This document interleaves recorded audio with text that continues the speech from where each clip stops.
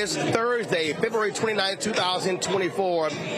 Coming up on the Roland Martin Unfiltered on the Blackstar Network, we are live here at the National Cares Mentoring Gala in New York at Pier 60. We'll be talking to a number of folks here, including founder Susan Taylor, as well as Tina Knowles, Courtney Vance, and others as well. And so we'll be carrying this program live as well. On today's show, Secretary of Defense Lloyd Austin, he testifies before Congress, gets grilled by Republicans regarding his hospitalization. Also, the Supreme Court they're going to hear the case of Donald Trump regarding immunity that's not sitting well with lots of different people. We're going to talk about why Clarence Thomas should recuse himself from this case as well. Also, Trump has been thrown off the ballot in Illinois, and so we'll discuss that. Plus, Tennessee Republicans continue to force local control. They actually are advancing a bill to say local people can't even study or discuss the issue of reparations. Plus, Alabama lawmakers vote to restore access to in vitro fertilization. Has been a huge problem after the Supreme Court ruled that to be unconstitutional. Folks, it's time to bring the funk of Roland Martin Unfiltered on the Blackstar Network. Let's go. He's got it. Whatever the biz, he's on it. Whatever it is, he's got the scoop, the fact, the find. And when it breaks, he's right on time and it's rolling. Best believe he's knowing. Putting it down from sports to news to politics. With entertainment just for kicks, he's rolling. It's on go, y'all. It's Roland Martin, yeah. Rolling with Roland now. He's funky, he's fresh, he's real, the best, you know he's Roland Martin now.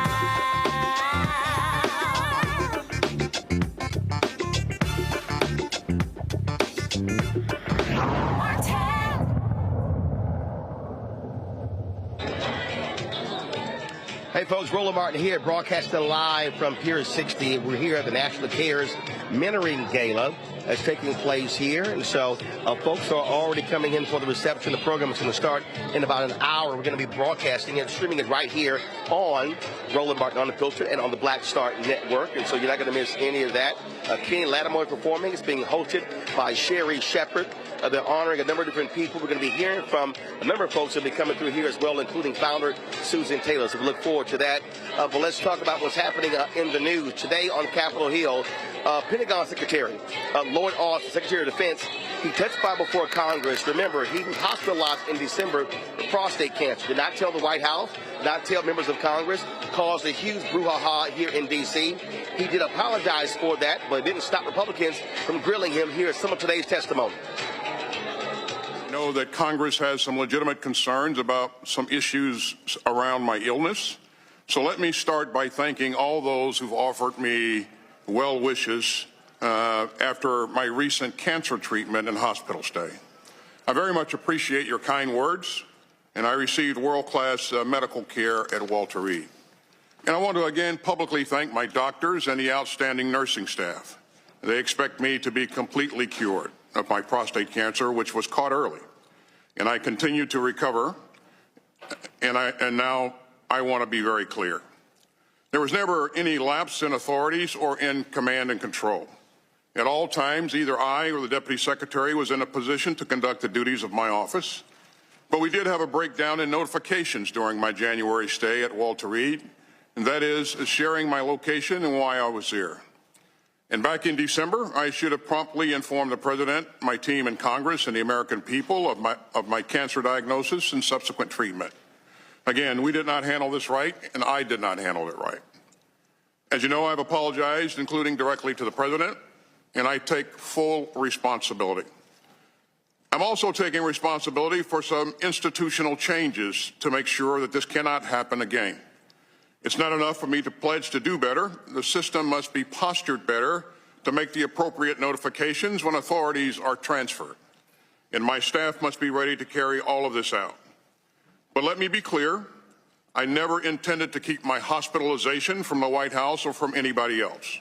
The 30-day review summary lays a lot of blame at the feet of your staff.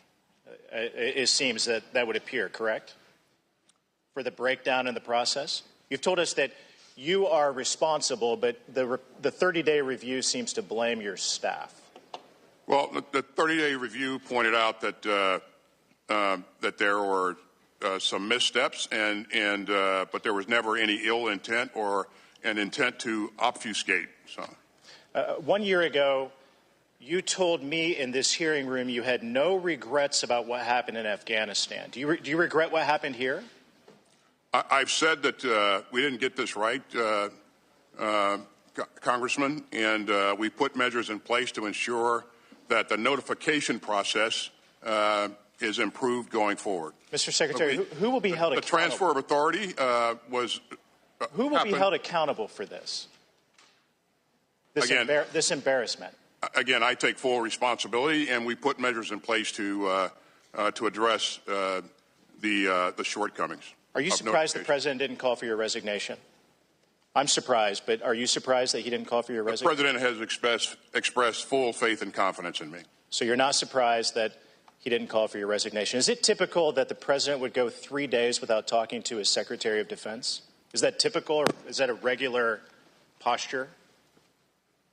Do you usually go days without talking to the commander? I mean, that can happen. It depends on whether or not the president's on travel. If I'm on travel, there are times when we do go days without direct communication. So the big issue for me here is either the president is that aloof or you are irrelevant.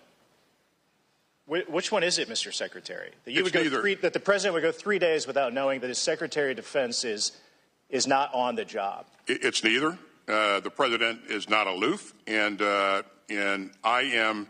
I participate in all of the. Let me ask you this.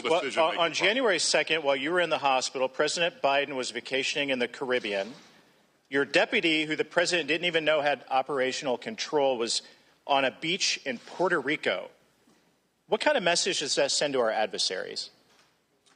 The key piece is that, number one, the deputy has the ability to, she has access to secure communications. She has the ability to participate in decision-making processes from wherever she is. Mr. Secretary, our adversaries should fear us, and what you've done has embarrassed us. And let me sum this up by this. A leading Chinese propaganda outlet said that what happened to you exposed, quote, internal chaos. A leading Russian propaganda outlet said that your disappearance, quote, effectively compromised the gentleman's time's expired. Chair now recognizes the chair now recognizes the ranking member. First of all, let me say it is not. All right, folks, just introduce our panel. Reese Colbert, host of Sirius XM Radio, coming to us out of D.C. Dr. Greg Hart, Department of Afro-American Studies at Howard University out of D.C. Lauren Victoria Burke, of course, with Black Press USA out of Arlington, Virginia. Lauren, I'll start with you. Those last questions by Republicans are beyond ideology. This notion that somehow we didn't have communication, what would our adversaries think, and why in the hell would a member of Congress be even quoting a Russian propaganda outlet and a Chinese propaganda outlet? Isn't that what they do? Propaganda?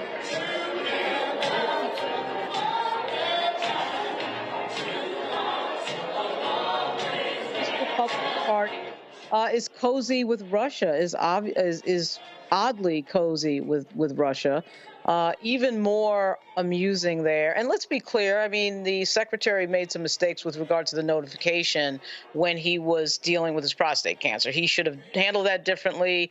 Obviously, he acknowledged that, and obviously in doing so, he did something that we rarely hear in Washington, which was a full apology, complete with the pronouncement that it was his responsibility. That you almost never hear that anymore in Washington. So at least he did that. But it was a mistake how he handled it. There was no doubt about that.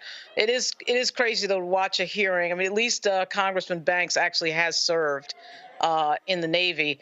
But to watch, and thank goodness you didn't show this, the Matt Gaetz portion where, you have Matt Gaetz questioning a 4-star general. It is just laughable. I mean, it is just laughable. These people aren't even in the same league as somebody like the secretary. So at least he has, he's acknowledged this. But typical with regard to Republican messaging, they want to stretch this out as much as they can. This story is over. It ended weeks ago. But they want to stretch it out and talk about something else because they can't win on these other issues. Of course they do, and Reese, I'm sitting here laughing at them because one, you are talking about a retired 4-star general. We also this notion that the president was in the Caribbean and your deputy was on the beach in Puerto Rico. We literally have capabilities to keep the government running on Air Force One in the air. So this whole deal of like, what will our adversaries think? They should fear us. They do. I mean, ain't nobody gonna try with us like that, trust and believe, because the same little intelligence they have tells them that we ain't the ones that you really want to play them games with. What really weakens our position is Republicans portraying us as so damn weak.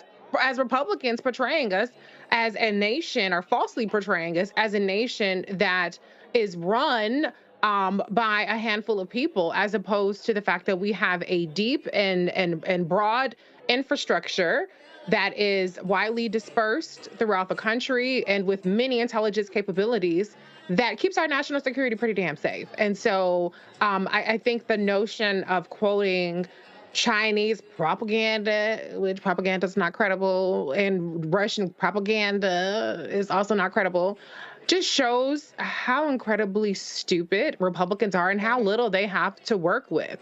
But let's not act like Lloyd Austin pulled a Kate Middleton, who hasn't been seen for 3 months. Who knows what's going on with her? I mean, he was in the hospital. He had prostate cancer. He took some calls, probably was on some Zooms, and went on about his business. He acknowledged that he did have some wrongdoing. But shit, nobody died, so what's the problem? Okay, like, come on. We have bigger fish to fry than this. Right, and the reality is he screwed up, okay? He screwed up. Yeah. We'll discuss this. But here's the thing, Greg, that I think is critically important, and that is this here. When you heard the Republican going, are you surprised the president didn't call your resignation? He should have said, no, hell no. Here's the reality. 3 years into Trump, all kind of people got fired, resigned, got run off.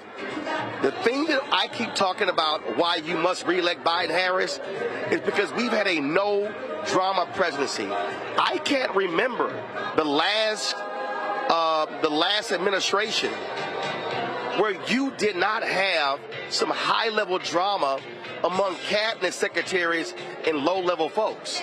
And so this has been a drama-free presidency, and it goes to show you a level of competence when it comes to Biden-Harris that we did not see with Trump. And remember, you saw more other stuff even in the first term of Obama. That's been a critical need that we had after 4 years of chaos. So for this to be the only blip, that ain't bad.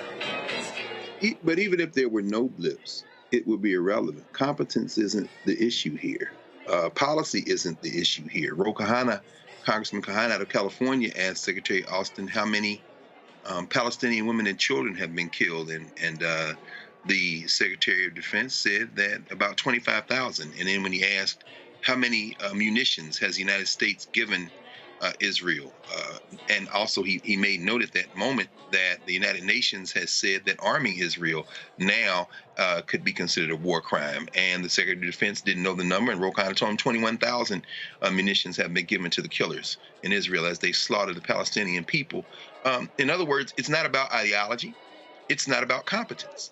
The snot-nosed Jim Banks from the Indiana Third is what it's about. It's about politics. This punk white nationalist who has filed to run in the United States, the seat in Indiana, the Senate seat being vacated by Mike Brown, this punk white nationalist was one of 20 punk white nationalist congressmen in the United States Congress who signed a resolution saying that Muriel Bowser should scrape up the Black Lives Matter signature there in the street, really in front of your studio, Roland, that should be taken up because Black Lives Matter is a terrorist organization. This punk white nationalist, Jim Banks, asked Indiana University to detail the evidence of anti-Semitism on its campus when there has been no evidence of anti-Semitism. That's because this punk white nationalist, Jim Banks, is a hardcore conservative Christian who believes that the war must take place in Israel so that Jesus can come back. This is not a serious man. This is about politics. He's running for Senate. He's trying to score points. He wants to use Lloyd Austin as a punching bag to tell his punk white nationalist voters in the punk white nationalist state of Indiana that this punk white nationalist can be trusted to enact a punk white nationalist agenda in the federal legislature. It had nothing to do with competence, nothing to do with ideology. Indeed, indeed. All right, hold tight 1 second. We come back. I want to talk about the Supreme Court taking up this Trump immunity case and why it's important for Clarence Thomas to recuse himself. We know he doesn't have the guts or the credibility to actually do that. We'll discuss that. Plus, we'll be chatting with Susan Taylor and others here. The National Cares Veteran Gala here in New York City. We're here on the red carpet. You're watching Roland Martin Unfiltered right here on the Blackstar Network. Back in a moment. Check this out. Joe Biden and Kamala Harris are investing a record $7 billion into HBCUs. Billions for campus improvements, grants, and debt relief. Billions more for HBCUs. Endless possibilities for us. I'm Faraji Muhammad, live from LA. And this is The Culture. The Culture is a two-way conversation. You and me. We talk about the stories, politics, the good, the bad, and the downright ugly. So join our community every day at 3 p.m. Eastern and let your voice be heard. Hey, we're all in this together. So let's talk about it and see what kind of trouble we can get into. It's The Culture, weekdays at 3, only on the Blackstar Network. When you talk about blackness and what happens in black culture, we're about covering these things that matter to us, speaking to our issues and concerns. This is a genuine people-powered movement. There's a lot of stuff that we're not getting. You get it, and you spread the word. We wish to plead our own cause. Too long have others spoken for us. We cannot tell our own story if we can't pay for it. This is about covering us. Invest in black-owned media. Your dollars matter. We don't have to keep asking them to cover our stuff. So please support us in what we do, folks.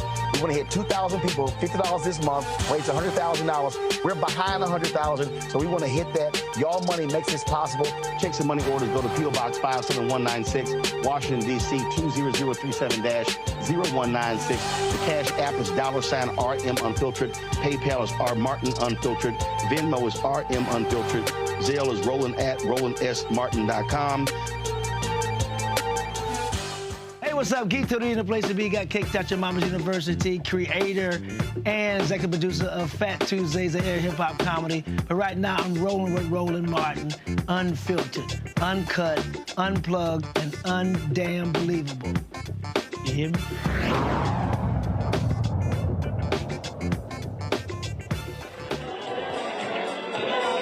All right, folks, welcome back to Roland Martin Unfiltered here on the Blackstar Network. We're live at National Cares Mentoring Gala.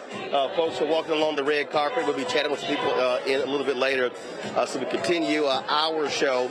Supreme Court will be taking up the Trump immunity claim April 22nd. Now, what's idiotic about this is that they're waiting 2 months. That makes no sense whatsoever. But the real question is, why hasn't Clarence Thomas recused himself when his wife was one of the people who was standing with Donald Trump as an insurrectionist on January 6th? That issue right there, Reese, is a problem. And here's the deal. The way these rules are written, only the Supreme Court justice themselves can decide whether they should recuse themselves. This is a problem. The Supreme Court, unlike the executive branch, unlike the legislative branch, pretty much can do whatever the hell they want to. This is a fundamental problem, and what they have done is they have basically rewarded Donald Trump, because what we now know is you likely are not going to have that trial before the election, and that's a damn shame. Right. Let me start off by saying, fuck the illegitimate Supreme Court. Okay, let me start there.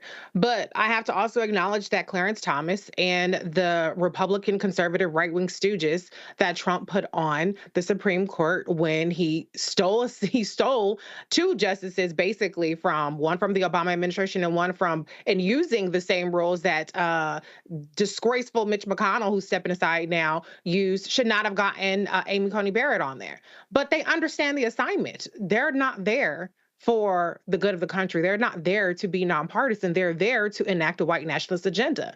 The reality is, in this case, Trump can run, but he can't hide. This is one case where he can have immunity in, but the fact that he's racked up so many damn charges, like a degenerate criminal that he is, there's only so much that they can do. So maybe this is their way of kind of paying their penance and trying to sit up there and show some loyalty to the person who got them on the bench. Or maybe they'll kick him in the ass and now say, psych, you're not exempt from this, and try to deter him from even more extreme behavior should he win in 2024. I doubt that's the thought process behind it, but I think we have to come to a point now where we acknowledge that the Supreme Court is not a legitimate institution as long as we have those Republican justices who are able to basically upend our citizenship while protecting a degenerate criminal ex-president like Donald Trump.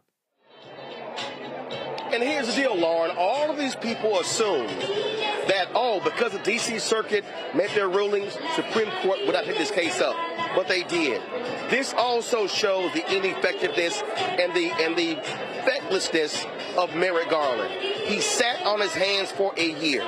This should have been one of the first things that he did coming in, and that delay is where we're also here right now, and that's also part of the problem. Democrats do not understand how hard Republicans are willing to fight to hold on to power. They keep playing like there are some rules of engagement. There are no rules for the Republicans. Yeah, and how did we get Merrick Garland? We got Merrick Garland because Barack Obama wanted to put him on the Supreme Court inexplicably to make Mitch McConnell feel good.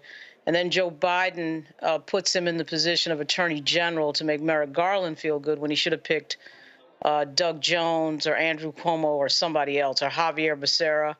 And so then Merrick Garland waits until Benny Thompson's January 6th committee, for some reason waits until after that, which of course he didn't have to wait until after that. So Merrick Garland is a complete disaster. That is a known fact. That ship is completely sailed. And that is the reason why we're at this moment. I don't know that anybody expected that this was going to be resolved before the election anyway. But now with the Supreme Court deciding to wait 2 months on the question of whether or not a president of the United States is above the law, effectively the question here, and Greg will correct me if I'm wrong, is whether or not the president, because he's the president, is subject to the same laws as everybody else. Well, that's an interesting question. You need to go over that. The Supreme Court needs to go over that. Apparently so. So obviously this court is acting and moving in a political way. But again, I don't know that we had expected that these cases would be resolved before the election anyway. So I'm not sure it made that much of a difference. But obviously the delays by Merrick Garland and now the court make it the case that obviously this won't be resolved before the election. Control room, do me a favor, pull up the tweet from Eric Holder. Greg, I want to read this. This is what Eric Holder tweeted last night. There's no cavalry coming, no miracle solution, no saviors. In the end, we, the American people, not any of our institutions, have to save our democracy by voting in defense of that democracy this fall. We are the cavalry. Responsibility is ours. You know, I've been on, I don't even want to name this idiot. I call her Bad Lace Front. She's one of these loudmouths on YouTube. And you know what, matter of fact, I'm just gonna go ahead and say it. You've got loudmouths like this dude, and Philip Dude, Jason Black, Philip Scott, Vicky Dillard, all these fools who sit here and go, oh no, y'all talking about voting, telling folks not to vote. These idiots do not understand what these folks plan on doing. They have no idea what Project 2025 is. They have no idea what they're going to unleash on black people. And Eric Holder is right. The only way to shut this down is to hand Donald Trump another big L. Absolutely. And you know, statements like that from the former Attorney General probably should remind us of why there was talk that he did not want to return to the Attorney General's office in the second Obama term. And of course, eventually he did, and Loretta Lynch came in. You know, I'm not going to put this on Barack Obama, because if people by now don't understand what Barack Obama was and what he wasn't, then perhaps we should just go to school another day. You might have to put another show on the network, Roland, to walk through the politics of that. But yes, one of the greatest affirmative action hires of the 21st century, Merrick Garland, has proven that once again white men fail up. And you're right, Lauren. I mean, think about this: the idea that the Supreme Court, first of all, would take this case. There are 179 circuit court judges in this country. Jeff Toobin just put an article in the New York Review of Books, of all people, talking about that Fifth Circuit, and he mentioned that Trump got confirmation of 54 circuit and 174 district judges, and to date, Biden has confirmed 40 circuit judges, 134 district judges, and has 22 nominees pending, including some nominees being held up by some of these white nationalists in the southern states. This is where we see the value for the white nationalists of making sure that agents of chaos like these YouTube warriors are amplified and others are put in the stream so that people will not vote. Why? Because they have seized and have control of the federal judiciary. This should not have gone to the Supreme Court. But when the Supreme Court took this case, and we don't know whether it was 4 that voted or more that voted to take the case, the fact that they said that the reason they took the case, one of the reasons they take the case, is because there's potential irreparable harm to Trump if this isn't resolved. What's the irreparable harm? That you can't be president of the United States again? It is so nakedly political, as Reese and Lauren have said. It is so nakedly political that they should be ashamed, except as we see, there is no shame, there is no Calvary coming. And if you don't think these people aren't lining up to run a Boston, don't vote and get ready for it. But don't say, as Roland Martin always said, we didn't try to tell you. That's right. And speaking of that, Greg, today the NAACP LDF sent out a tweet specifically talking about the number of folks that have been confirmed. And let me pull this up here, because I was going to actually post it there on social media. And it's the kind of information that people need to understand. Okay, you're seeing more and more federal judges, and a significant number of them, actually the Leadership Conference on Civil Rights. And so give me 1 second. There we go. Give me 1 second. So I want to give folks this number so they can understand what is happening around us. I think a lot of us are confused. The tweet said, the Senate just confirmed Judge Julie Sneed, making her the 3rd black woman to serve as a lifetime judge of the Middle District of Florida. POTUS has now appointed 57 black lifetime judges, including 36 black women. This matters. So, Reese, for all these Simple Simons out here who go, oh, ain't nothing happened with black people, these are federal judges for life. These are people who will have the power to do the exact same thing these MAGA judges are doing. And anybody black out there who says that federal judges do not matter, they have got to be outside of their minds. Right. I mean, look at what kind of damage the federal judiciary has been able to do, and even some of these state judiciaries have been able to do under a democratically led administration. I mean, affirmative action gone, Roe v. Wade gone, Alabama.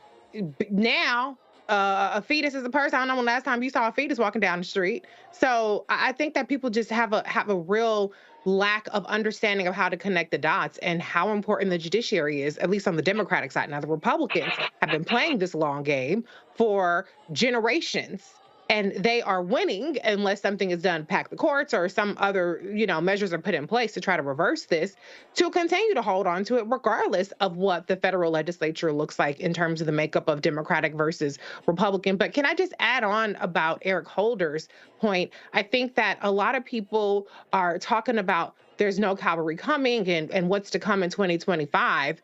The shit is with us right now.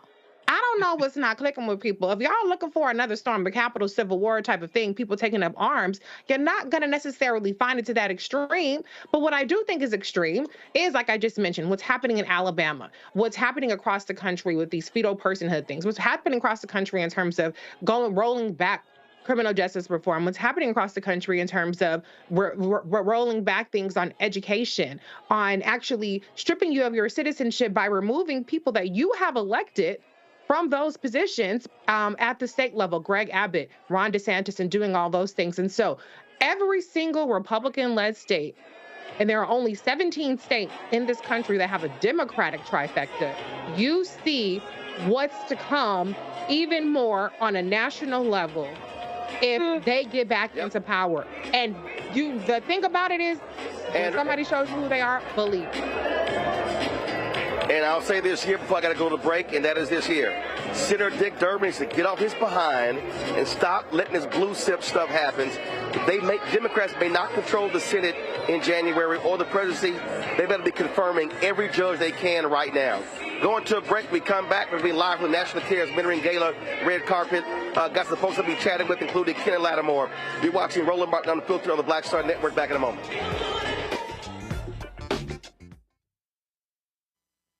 You've heard why we're marching, and it's really a launch. It's not even a march. We're launching. That's right. A 42-week campaign. March the 2nd at 10 o'clock in Raleigh and 33 other state capitals and the District of Columbia. This is a historic move to mobilize the most powerful untapped block of voters in this country. Right. Poor and low wealth voters who make up 87 million votes. And it's never been tried before. Never been tried before in history. At the same time, the same message, same focus.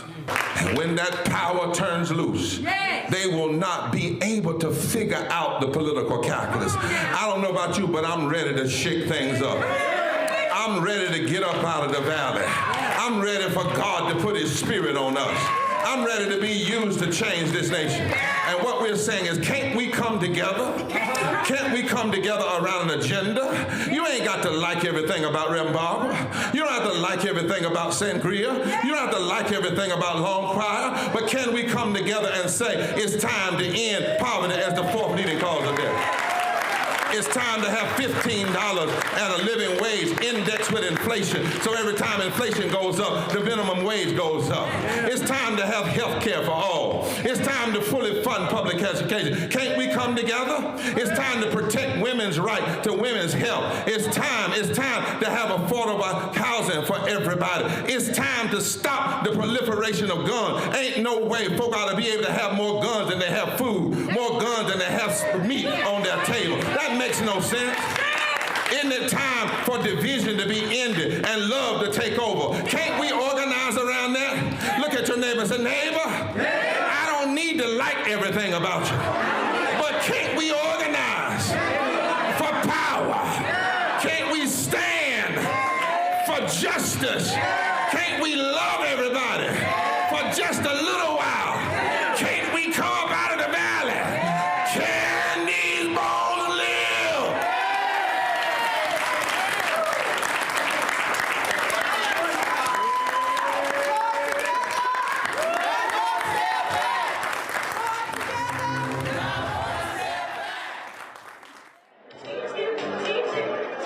All right, folks, we're here at the National Cares Mentoring Gala in New York City, and so I'm going to sit here and chat with a couple of people.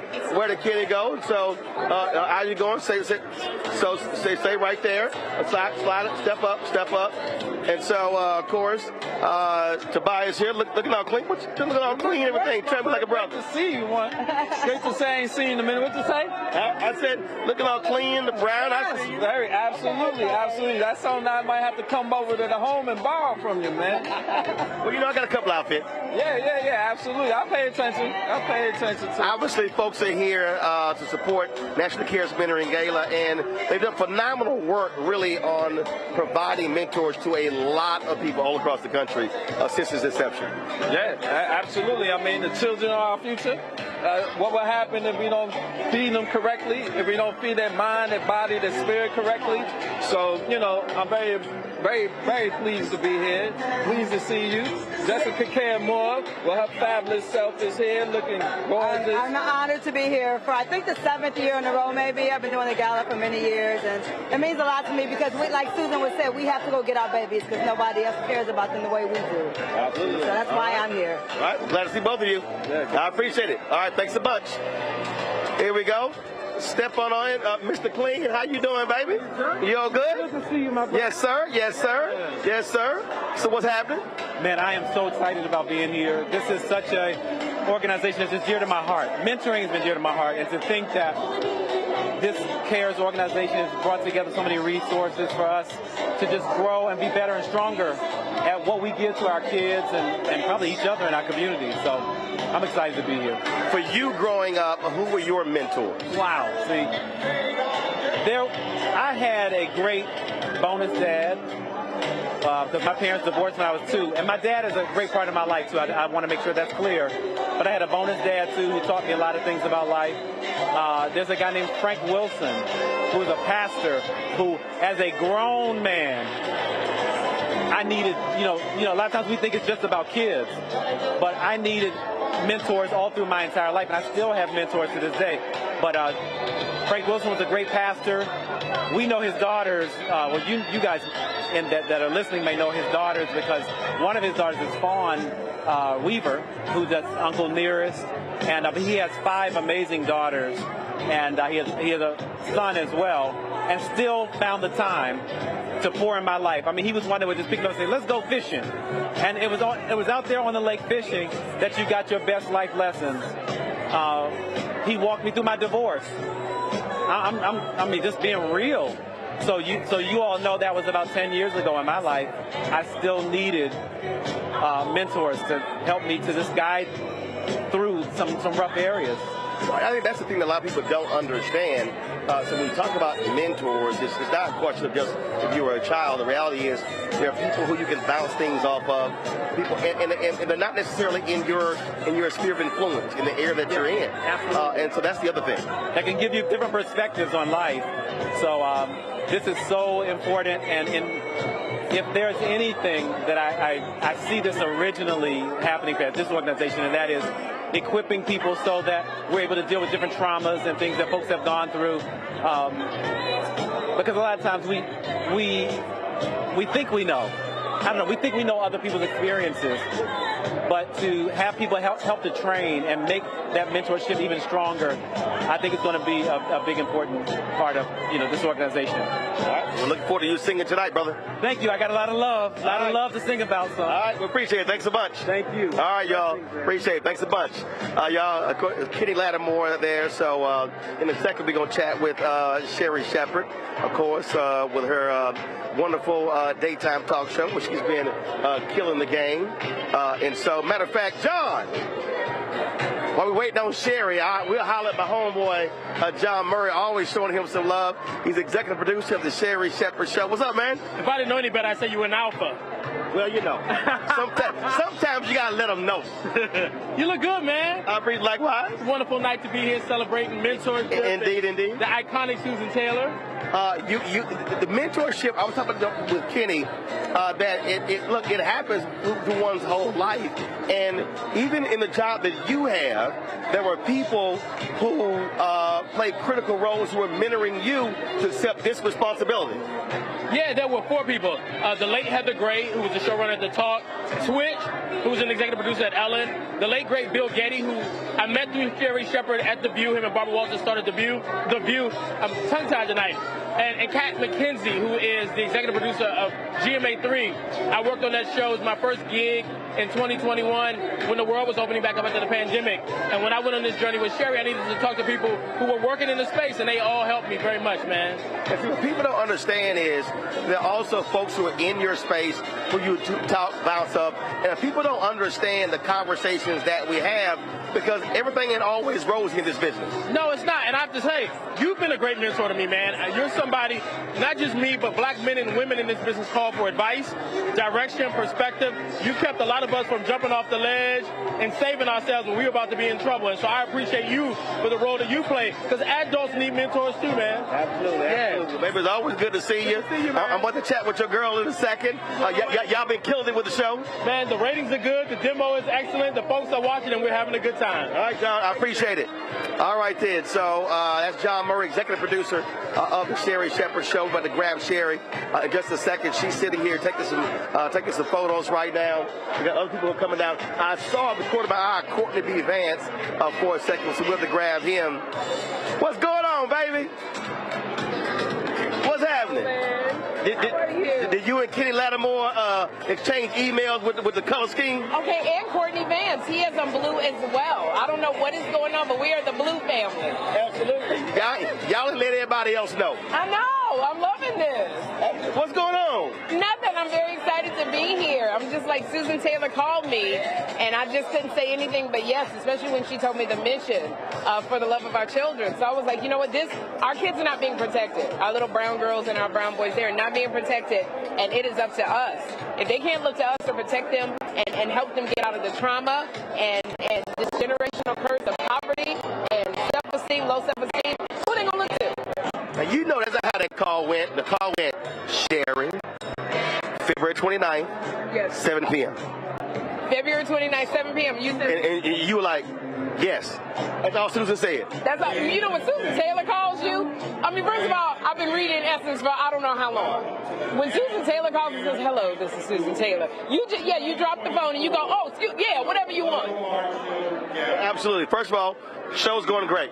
Thank you, Roland. I'm trying really hard. I'm pretty serious about the art of funny, so. Yeah, I mean, no, but funny, I mean, in a job. But again, you never gave up on saying, I can do this. Y'all don't think so, but I can do this.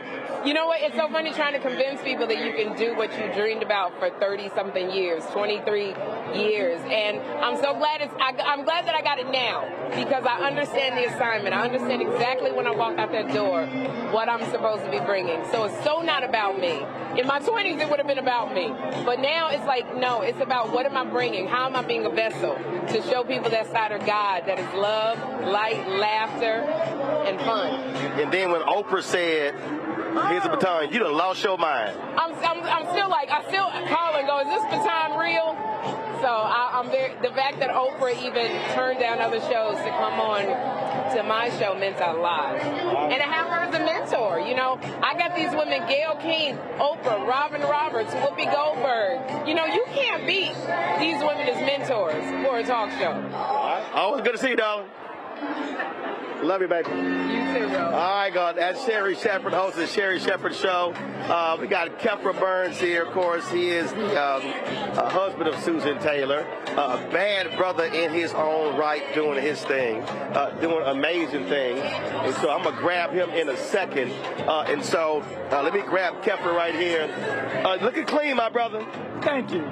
So let me explain this something. So y'all know every time, y'all know how y'all black women are. So y'all see a good-looking brother, y'all tell the wife, oh, baby, you're doing a great job. And when you see a good-looking wife, the husband don't get no credit. I always give Kefra credit for Susan looking 50 years old, even though she's 75. So I always give it to you. That's all. No. You got something to do with that, too.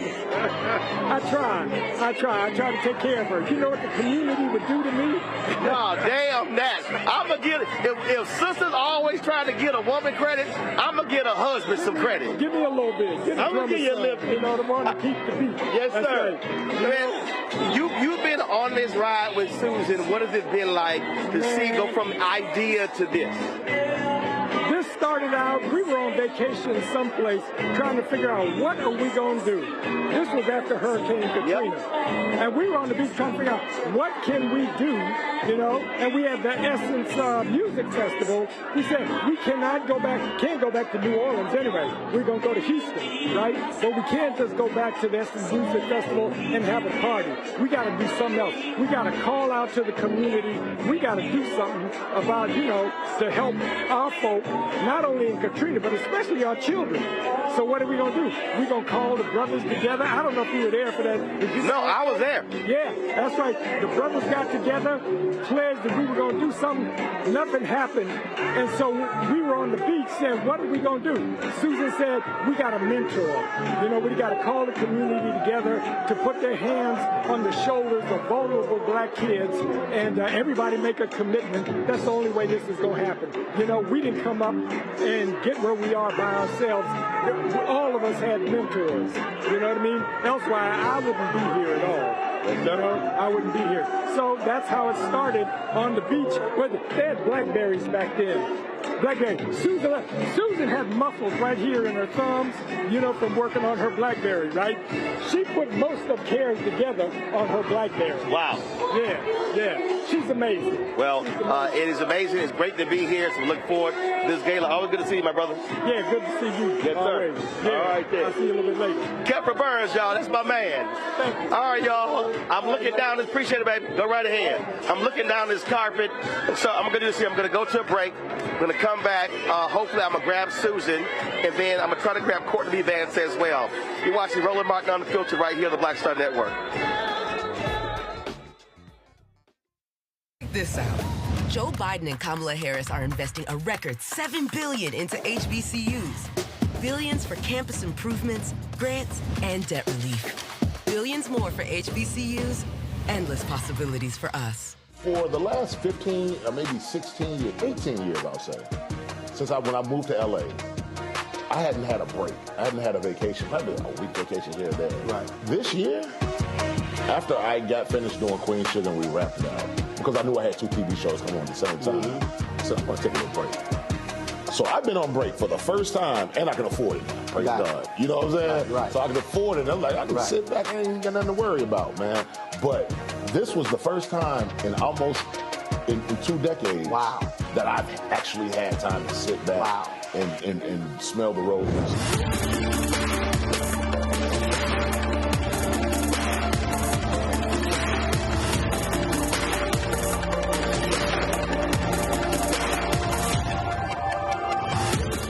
Next on the Black Table with me, Greg Carr. Democracy in the United States is under siege.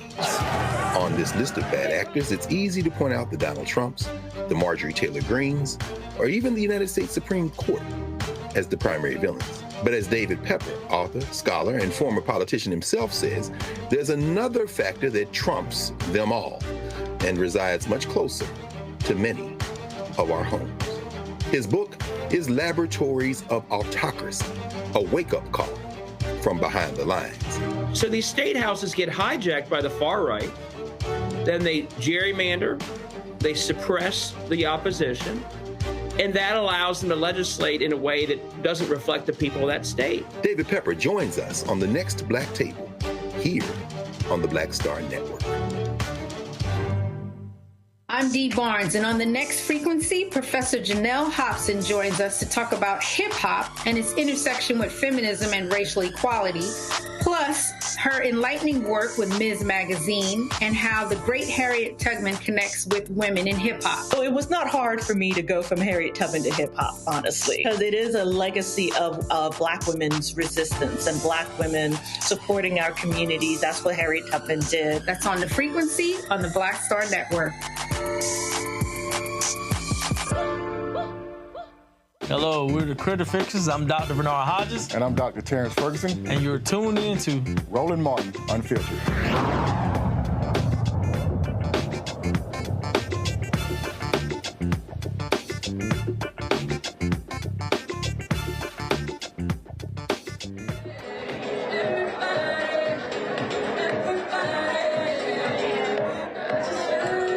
Welcome back to Roland Martin Unfiltered here on the Blackstar Network. We're here at the National CARES Gala, Mentoring Gala. Prohibits Reparations in New York. We've been chatting with a number of different people here. There are a lot of different partners as well. I'm not. Tell everybody who you are. Hello, everybody. This is Roland. Good to see you. This is Dr. Stacey Grant, International President, CEO of Testifies Sorority Incorporated. One of the new partners with CARES, but an old affiliate leader from New York, working with Susan Taylor for years. But it's very important work with National CARES, and we're just excited as an organization to join other members of D9 as we find the mentors and deploy them to our children who need us now more than ever. For the love. All right, at this time, have y'all been tracking folks that come through, checking on them to see how they're doing? Well, for the love of our children, Gala 2024, please take your seats at this time. Thank That's you. the work that we've been doing as affiliates, making sure that we can find out what happens to the young people after you have that quality time with a mentor. You never know who can change your life. All right. We certainly appreciate it. Thanks a bunch. Always great seeing you, my brother. Thank you. All right. Folks, again, we're going to be chatting in a moment with Susan Taylor. I want to go back to our panel here, and I want to start with Greg in this round. Greg, when we talk about mentors, look, for me, grandfather, father, uncles, so I had a very strong family structure. But unfortunately, a lot of folks in our community don't have that strong family structure, which is why you have to have external groups picking up the slack.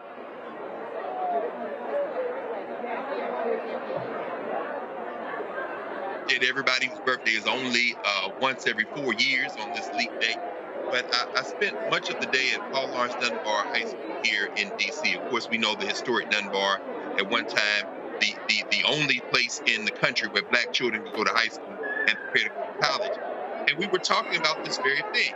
Mentors, the Greek word, or jegnas, to use one of the words that Amharic, Ethiopian. And what we talked with these young people about was the fact that regardless of if you have someone in your house or in your community or not, when you find elders, when you find others who are willing to share with their experiences, you should drink it up. You should listen to them. You should interact with them. You should build your network.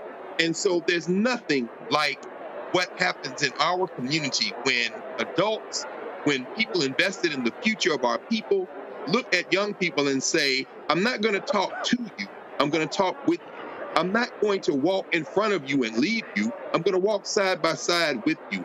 That form of courage and investment and expectation is really the only way we can move forward, because as the ancient Egyptians would say, when you are dealing with a young person, you're really training your replacement.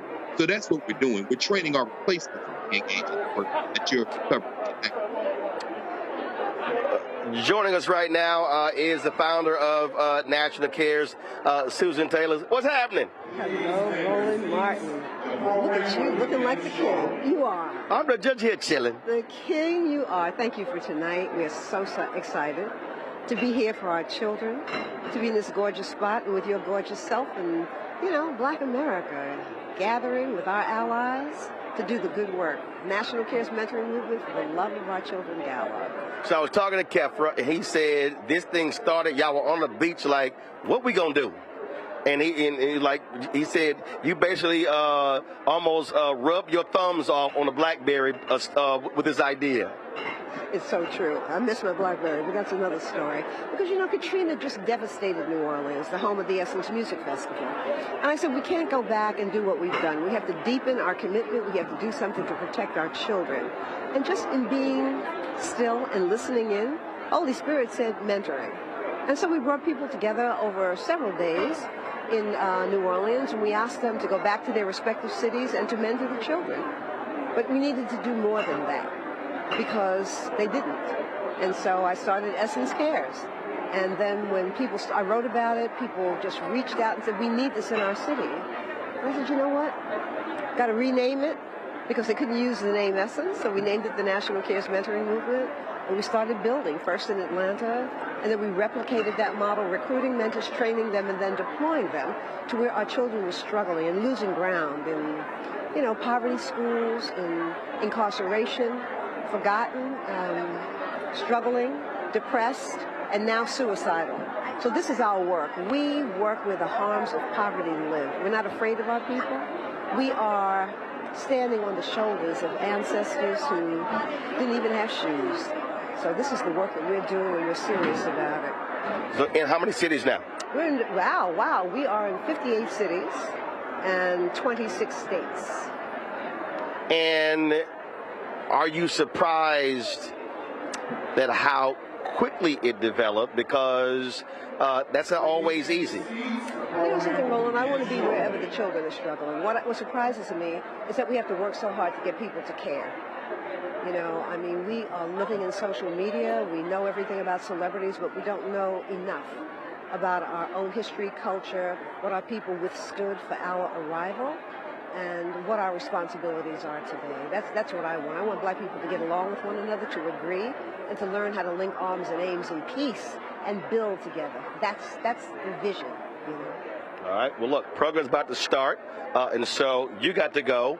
There's going to be a dinner break in about 20 minutes, so we're going to come back here, so y'all don't go anywhere. So got to let you go to get this thing started. Okay. And so always good to see you, and always glad to be here. Have you spoken to this wonderful woman over there, Dr. Janine Downey? I have not, but again, after the dinner break, I can do that. You can do that. Okay, you got to know a dermatologist par excellence. All right. Appreciate it. Thank you. Good to see you. Okay. Folks, we're going to do this here. Actually, we'll do this here. Let me go to Laura. Lauren, I asked the same question to Greg when we talked about how critically important mentors are for you. Who was it? Actually, Cokie Roberts, interestingly enough. Cokie Roberts was really my first big journalism job, which was at ABC News. And she pushed me to graduate. I was failing a math class at American University over and over again, but she still hired me. And she taught me the business of broadcast journalism, and it was unbelievable. She made sure I went on the trips of all the trips that all the correspondents got to go on. She made sure I was always positioned to meet all the people that I needed to meet to excel, and she was fantastic, unbelievable person. All right, hold tight once. So here's what we're going to do. We're going to switch the audio to the room. We're going to pick up the program. And we're going to go to a break. We're going to come back to the program, and then I'll check back in with our panel in about 20 minutes, folks. So don't go anywhere. We're not stopping the live stream. We're just going into the room for the beginning of the program. You're watching Roland Martin Unfiltered on the Blackstar Network. You heard why we're marching, and it's really a launch. It's not even a march. We're launching. That's right. A 42-week campaign, March the 2nd at 10 o'clock in Raleigh and 33 other state capitals and the District of Columbia. This is a historic move to mobilize the most powerful untapped block of voters in this country. That's right. Poor and low wealth voters who make up 87 million votes. And it's never been tried before. Never been tried before in history. At the same time, same message, same focus. And when that power turns loose, they will not be able to figure out the political calculus. I don't know about you, but I'm ready to shake things up. I'm ready to get up out of the valley. I'm ready for God to put his spirit on us. I'm ready to be used to change this nation. And what we're saying is, can't we come together? Can't we come together around an agenda? You ain't got to like everything about Rembrandt. You don't have to like everything about Sangria. You don't have to like everything about Long Choir. But can we come together and say, it's time to end poverty as the fourth leading cause of death? It's time to have $15 and a living wage indexed with inflation. So every time inflation goes up, the minimum wage goes up. It's time to have health care for all. It's time to fully fund public education. Can't we come together? It's time to protect women's right to women's health. It's time to have affordable housing for everybody. It's time to stop the proliferation of guns. Ain't no way folk ought to be able to have more guns than they have food, more guns than they have meat on their table. That makes no sense. Isn't it time for division to be ended and love to take over? Can't we organize around that? Look at your neighbor and say, neighbor, I don't need to like everything about you, but can't we organize for power? Can't we stand for justice? Can't we love everybody for just a little while? Can't we come up out of the valley? Can these bones live?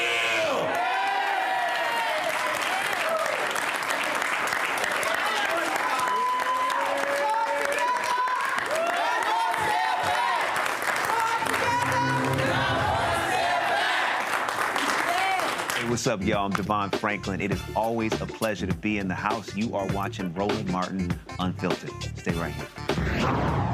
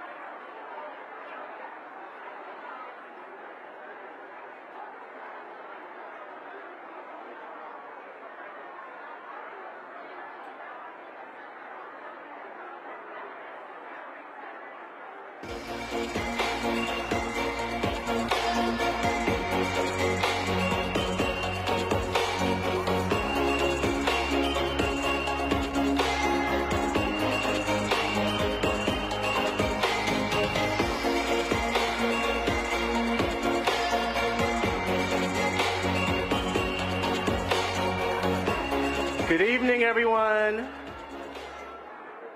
Okay, I'm gonna try that again because so many of you all were talking about how turned up y'all were gonna be when y'all came to this year's gala. Good evening, everyone. That's what I'm talking about. We're gonna keep that energy. Welcome to the National Cares Mentoring Movement 2024 For the Love of Our Children Gala. Woo, let's bring it up, y'all. That's right. We are so thrilled to have so many of our friends and family viewing online. So let's show them some love, y'all. Bring the energy up in the room. That's right. Tonight's program, hosted by the amazing Sherry Shepherd, is about to begin. And who better than Sherry to help us celebrate not only the courage and resilience of our young ones and women of courage who continue to defy the odds, climb many mountains, and move millions of dollars to poorly resourced communities so that our children and our world can get what they need. But for now, please listen to one of the greatest writers our world knows, a woman of courage. She embodies courage. She, along with other cherished women, led conversations we were once too afraid to have, but now cannot live without.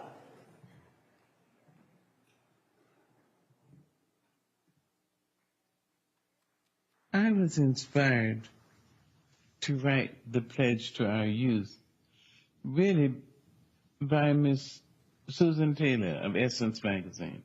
Well, she asked, had I looked at the youth recently? And I speak to the youth all the time. And I'm aghast that we're losing them so fast, the black ones and the white ones, and the Native American, the Latino, the Asian ones. We're losing them to the gangs and to the streets and to drugs. So I said, yes, I've looked at them. And she asked, well, we'd like you to write something. We'd like you to write a statement to the youth. So I thought about the children, all the children. And I sat down and wrote this one little piece. It says some of what I mean to say.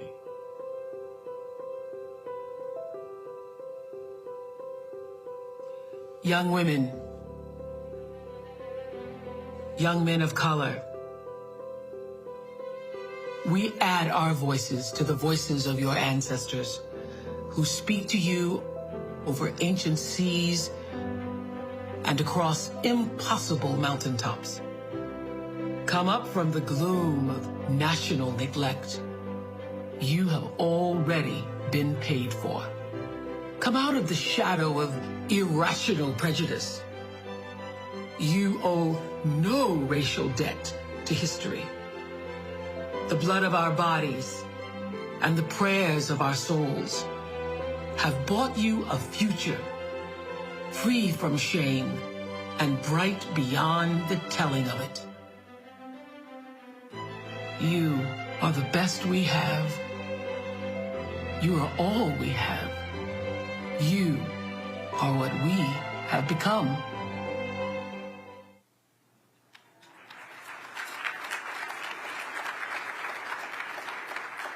Thank you, Oprah Winfrey, and thank you to our treasured ancestor, Dr. Maya Angelou, for writing the beautiful pledge to our children for cares. You remain forever with us. And now, please help welcome to the stage our own poet laureate, the incomparable Jessica Care Moore.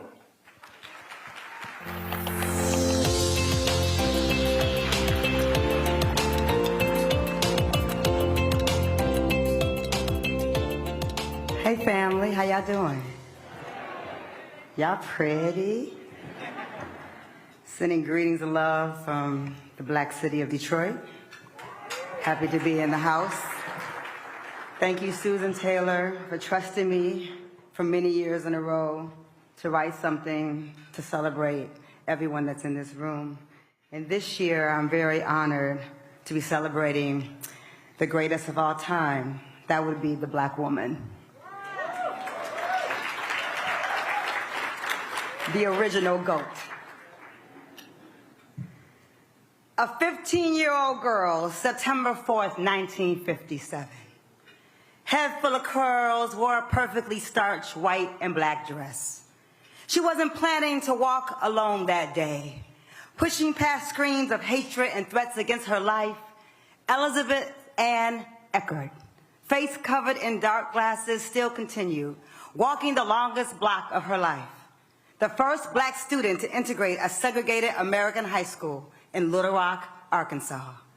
Perhaps inside Eckert's chest was Harriet Tubman's heart, passing down Southern recipes for survival, delivering directions to freedom. It's in the handshake. It's in the heartbreaks. It's in the eye roll. It's in the round of our hips. It's in the girl code. It's in the truth-telling. It's in our creative consciousness. It's in the undertow. Or maybe it was the race that gave flamboyant wings to Flojo and lives on through the bravery and speed of Sha'Carri Richardson. A speed that propelled a Jamaican girl in a rural township into off-track perfection. Women casting intentional spells of resilience, reimagining possibility for our daughters, showing up in the presence and power of God, unbroken. It is the only way to explain the existence of the locomotive energy of Dr. Trisha Bailey. Or maybe it is the courage of a girl named Grace, a Guyanese stream that never forgot her source. Girls allow full access to their imagination are unstoppable. It's in the intention. It's in the refusal to code switch, to wear our twisted locks, paint our nails a deep ruby red, press our hair with a Madam C.J. Walker hot comb, build empires and sons that love their mothers. It's in the refusal to allow them to disappear us.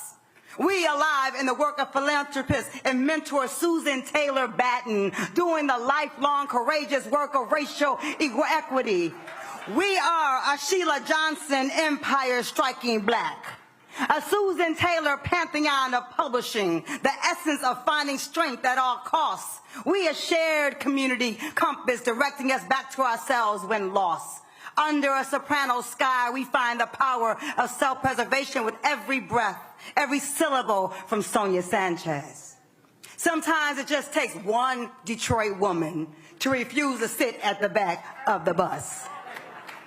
It is the truth of Sojourner on the early battlefield for women's rights, an entryway, a passing through for all of us who find a way balancing motherhood and activism with the revolutionary spirit of Ida B. Wells.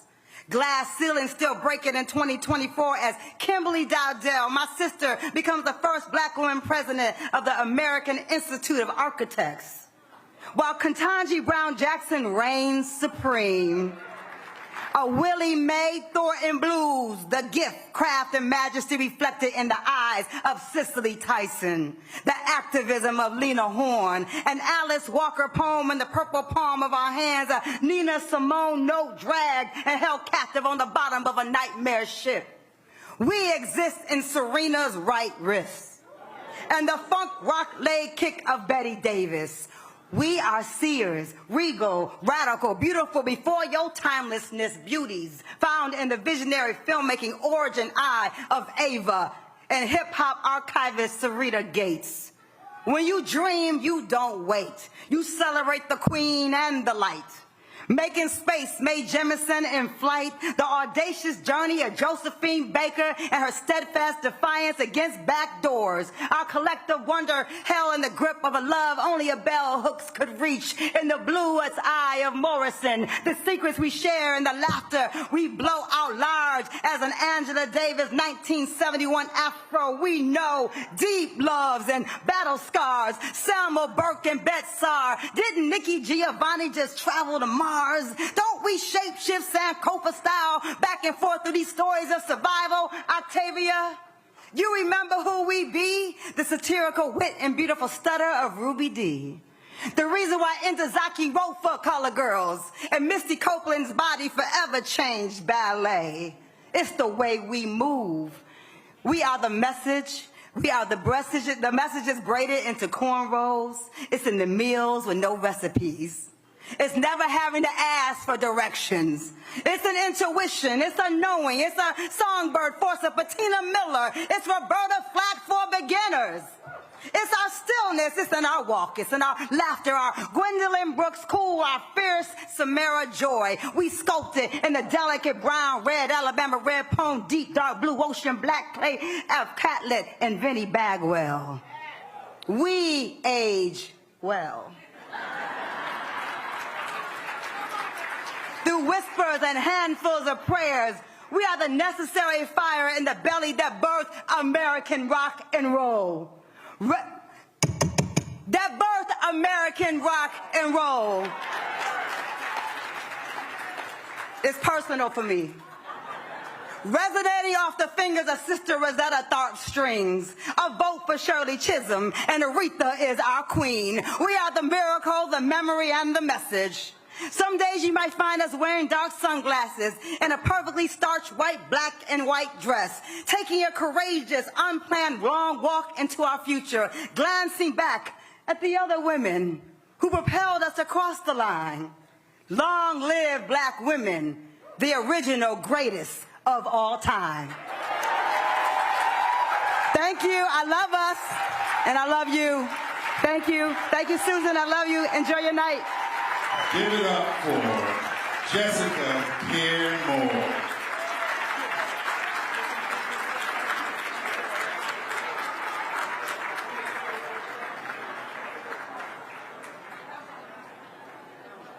And now, please welcome National Care's Board Chairman, Reginald Van Lee.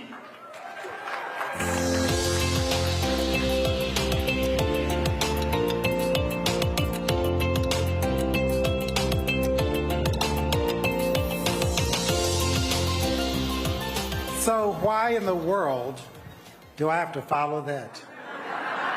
Was that not amazing? I think we applaud again. Thank you. Thank you.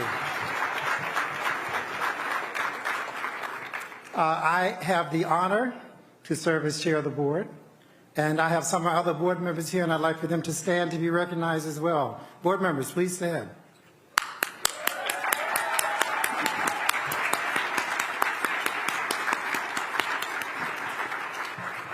So one might ask, why do we do this? Why do we and the other board members do this? And I would steal from our founder and spiritual leader, Susan Taylor, who once said, hands that serve are holier than lips that pray.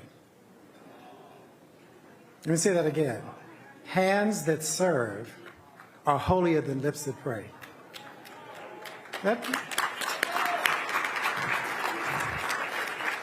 And many times people would sit back and I'm going to pray for that, or I'm going to hope that it gets better. You know, I'm behind you. But we are a serving board, and we're delighted to do it. So we're happy to be here, inspired by our spiritual leader and founder. I want to first recognize and thank some of our sponsors. Our premier sponsor, the Oprah Winfrey Charitable Foundation, and the Hope and Robert F. Smith family. Our presenting sponsors, Bailey's Medical Equipment and Supplies, the KC Family Programs, FedEx, who gets a lot of money from me. That's not because I'm always late in deliverables. I just like FedEx anyway. The Grace Global Capital, and the Coca-Cola Company. Our gold sponsors, AARP, Lawada Kimbrough, and Stardust Fund. And to all our bronze sponsors, you mean so much to us. We value you. We appreciate your support. And now, before I leave the stage, to introduce the Emmy Award-winning and beloved host, actor and comedian, the one and only Sherry Shepherd.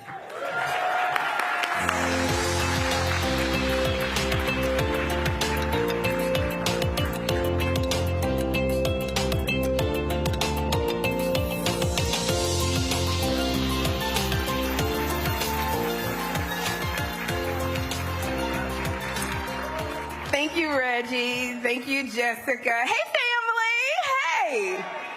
Oh, my goodness. I'm so excited to be here tonight. And ladies, y'all look so beautiful. Give yourselves a hand.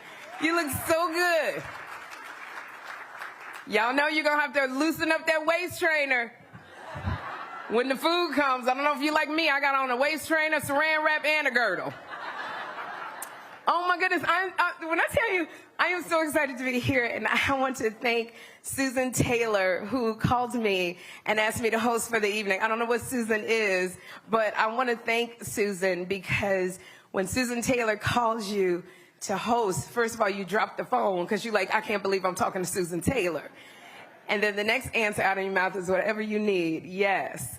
But I personally want to thank Susan Taylor because you were the editor-in-chief of Essence magazine, and that was a magazine I read faithfully. Every month, that was my magazine. And Susan Taylor, I want to say you oversaw the most beautiful articles. And from the articles that you put out in Essence magazine, I learned how to be a confident Black woman. Thank you. I learned how to style myself and about fashion. And from your wonderful articles, I learned that all of my ex-husbands were cheating on me. Thank you so much, Susan. Because I would have never known. So now I'm living in my spirit by myself. Thank you, Susan. Thank you. Oh, my gosh. And note to somebody, my feet are killing me. If you find my arches, can you Federal Express them back to me? Who else? Is anybody else? Your feet on fire? Okay. All right. I heard you, Bevy. All right. Welcome to the 2024 For the Love of Our Children Gala. Yes. And like I said, I am thrilled to host this evening because it centers on our most vulnerable, our children. We want to make sure the world hears the critical message of the night that we love our children and we will protect them. So please use the hashtag CaresGala24 and hashtag LoveOurChildren. And again, let me thank you, Susan Taylor, for your decades-long commitment to lifting up our community with love, with wisdom, and with warmth. We are so grateful to you for issuing a call to love and action on behalf of our precious young, and one to honor incredible women of courage, Dr. Trisha Bailey, yes, Susan Taylor Batten, and Grace Vander Cruz. And I don't know about y'all, but I cannot wait to hear the smooth, the moving, the beautiful sounds of Kenny Lattimore. Now, let's do what we do when we come together. We're going to share some good food and drink, some good laughter, and lots of love. So would you help me welcome the fearless Reverend Al Sharpton, who will lead our blessing before we break bread.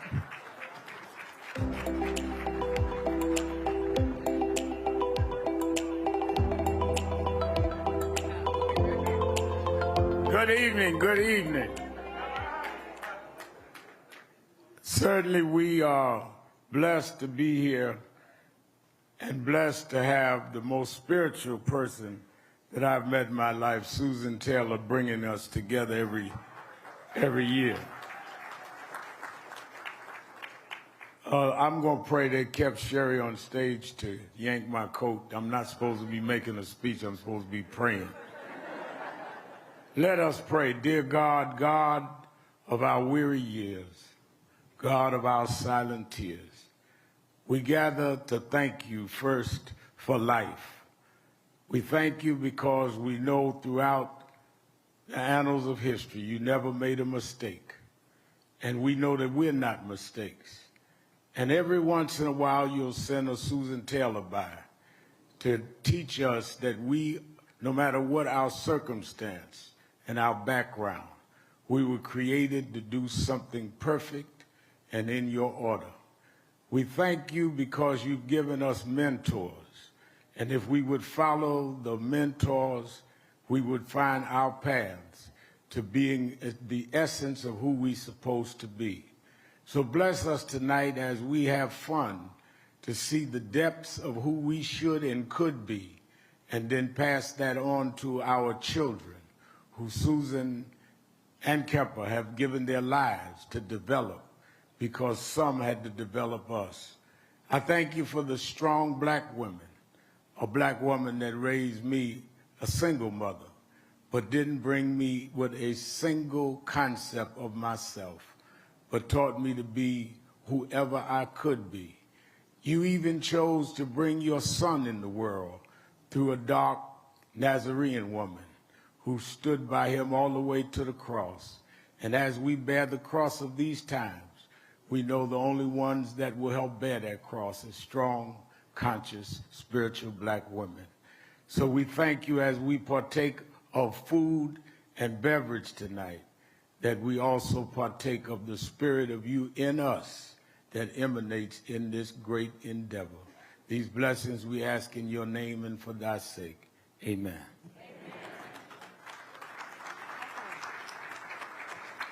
Ladies and gentlemen, dinner is served.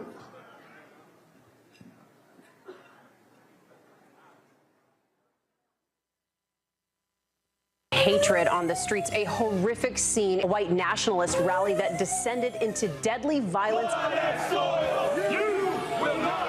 White people are losing their damn minds. An angry pro-Trump mob storms the U.S. Capitol. We've seen shots. We're about to see the rise of what I call white minority resistance. We have seen white folks in this country who simply cannot tolerate black folks voting. I think what we're seeing is the inevitable result of violent denial. This is part of American history. Every time that people of color have made progress, whether real or symbolic, there has been what Carol Anderson at Emory University calls white rage as a backlash. This is the rise of the Proud Boys and the Boogaloo Boys. America, there's going to be more of this. Here's all the Proud Boys, guys. This country is getting increasingly racist in its behaviors and its attitudes because of the fear of white people. The fear that they're taking our jobs, they're taking our resources, they're taking our women. This is white fear.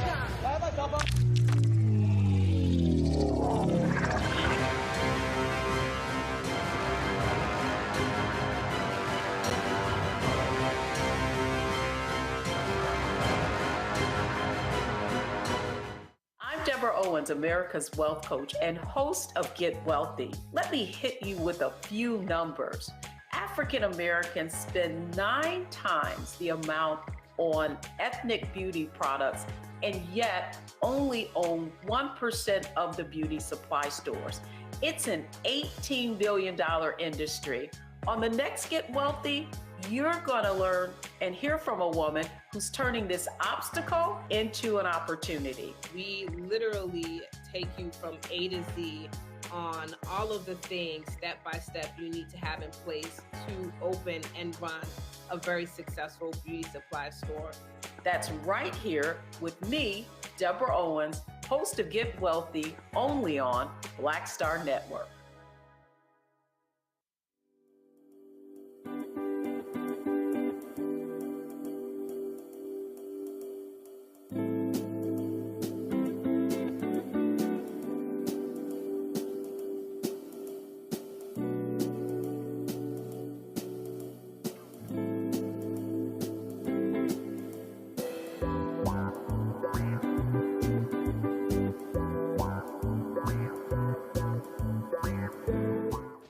I'm Paula J. Parker, truly proud on the Proud Family. I am Tommy Davidson. I play Oscar on Proud Family, Louder and Proud. Hi, I'm Jo Marie Payton, voice of Sugar Mama on Disney's Louder and Prouder, Disney Plus. And I'm with Roland Martin on Unfiltered.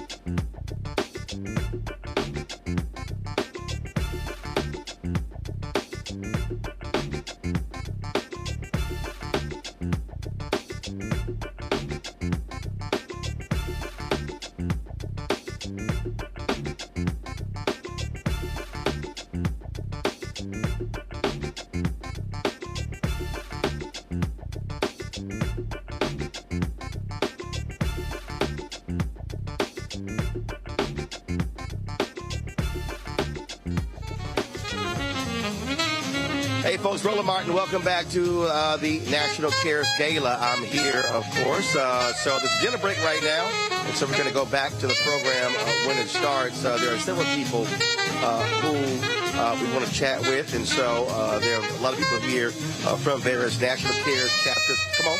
National Care chapters all across the country, and also some people being on. First of all, how you doing? What's your name?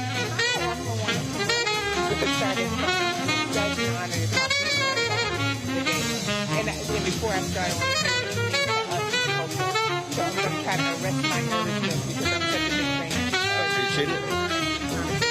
I appreciate it. So your support for the foundation, for National Cares Gala, how long have you been involved? You know what? The great Queen Mother, Susan Taylor, has poured into us, and I am a civil rights attorney by trade, but a lover of us on purpose. And so it's been really great to show up in a philanthropically strong way. We also are going to do a match tonight at the dinner. But we, I represent trust-based, care-based philanthropy where we know what the solutions are. Those closest to the issues are always closest to the solutions, and we should fund early, often, and eagerly. Well, on that particular point, with what they're doing with their various chapters, how they've been able to grow, and more and more people are requesting them to come into their city. That's absolutely right.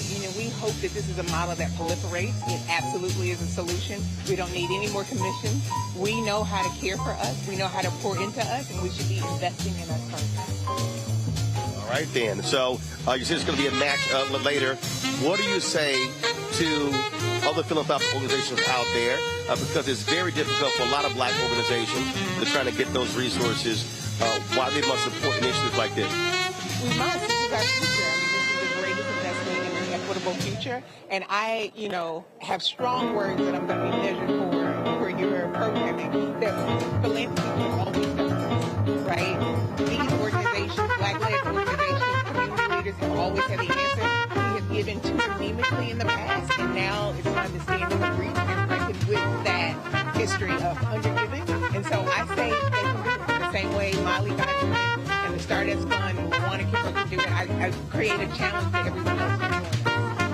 Okay, well, we surely appreciate it. Thank you. All right, folks. I appreciate it. So, again, we're going to chat. Come on, step up. Here we go. How you doing? What's your name? Michelle, how's it going? How critically important to support what this organization is doing? It's mission critical, right? Supporting the next generation is the way in which we want to see our future for this country. That everybody thrives and that we live into the democracy and the state of the Now, one of the things that is really great is that, again, this is really driven by folks on the ground, connecting directly with individuals, young brothers and young sisters. That's right. And so we want to say thank you so much for Susan, for her leadership in this work, right? We want to thank the mentors that have done a phenomenal job day in, day out of walking alongside of the next generation to make sure they have the opportunities and the access, the ladder that they need to be able to live into the full potential that they have, right?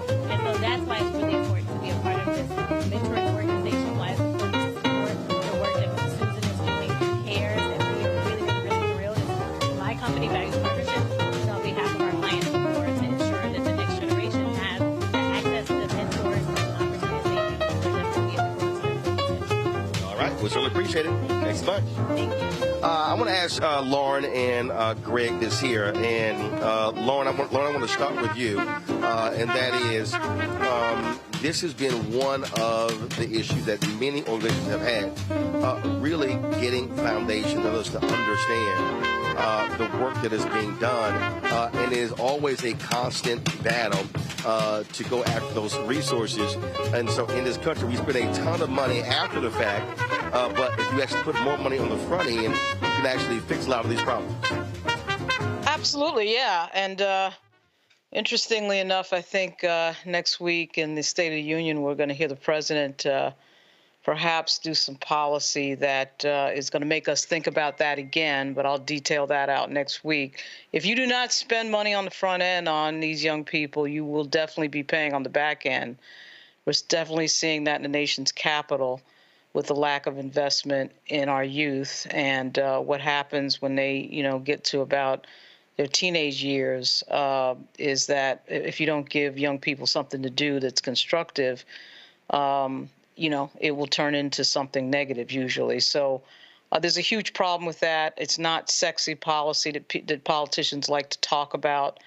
They love to make big announcements about new crime fighting initiatives and all that, but they don't like to do any sort of investment that requires a deeper thought process and some forethought about how you stave off problems, 10 to 15 years in advance. And it's really hard to get lawmakers that make public policy to think in that direction and think 10 to 15 years ahead like these other countries do, but we pay the price for it. We've been paying the price for it for decades.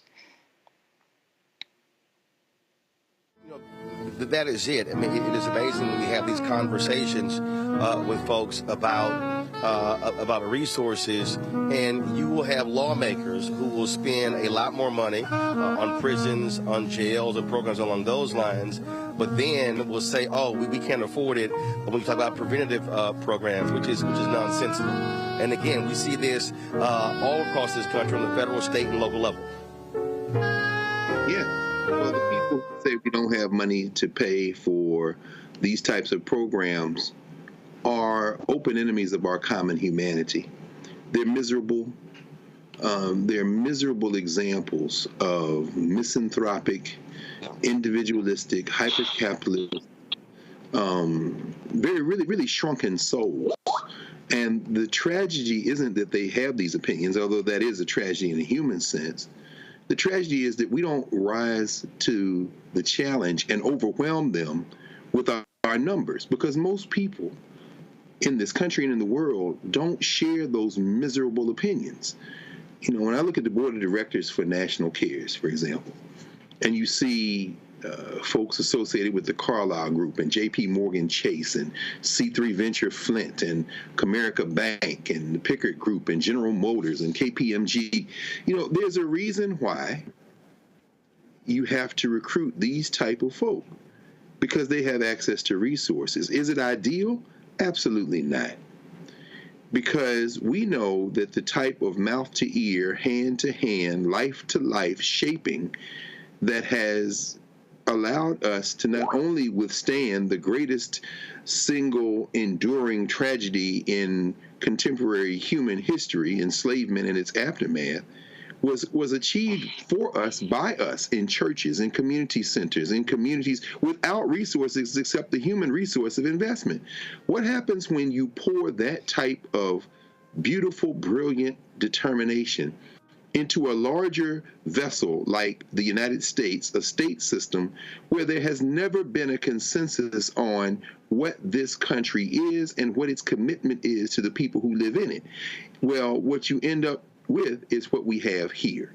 People who have never accepted everyone in this country as human, whether they be folks who were here when the border crossed them, that they will now call illegals, whether it be people of African descent who were brought here to work and then freed into a market economy with no money to our own devices, and we still triumphed. Well, there is no we in this country, and this is evidence of it. You would invest in all of us if there was a we. Well, again, and one of the things that also I try to remind folks is that there's this assumption that black folks don't give. But when you actually look at giving, African Americans actually over-index when you combine what we do with churches, with HBCUs, with community groups like this here. But there's a direct correlation, though, to lack of wealth creation, the fact that you have African Americans who have college degrees who make less than whites with high school diplomas. And so when you have higher student loan debt, when you have lack of access to those high-level jobs, then that has a direct relationship to the lack of giving to our organizations, Lauren. Yeah, I mean, it's a good thing that we got people around like Robert Smith and, the idea that people really think about paying for tuition, like he paid for everybody's tuition at Morehouse, and that puts everyone on a plane where you see that type of giving, and it allows those folks to come out debt-free. Saw the other day with Albert Einstein's the $1 billion gift for one of a medical school in the poorest borough of New York, which is the Bronx. Stuff like that is huge because it allows people to stay out of debt. In the Black community, you're right, there's this idea that people don't give, but I can think of a lot of examples where there's been a lot of giving, and we just don't get the amount of publicity and attention when our wealthy folks do a bunch of philanthropy like everybody else does. But it definitely is something that's needed. We need to see more of it. We have so many people now who are on the millionaire level, and now we're starting to get folks on the billionaire level. So it's huge, and it does help a lot of people. And obviously, when you're paying people's tuitions off, and when they can start, when they get out of school and have no debt, that's a huge thing. It's massive. Something like that happens. Well, and again, that's what one of the points when we're talking about, we're also fighting for funding for Black-owned media. When you're building capacity, growing organizations, you can also do more helping and give. And so people have to understand there's a direct relationship when we're fighting these economic battles to support for our people. How you doing? What's your name? Great. I'm Cornisha McGill Brown, 27th National President of Jack and Jill of America, Incorporated. And so the work, talking about the work that Jack and Jill has done with National Cares.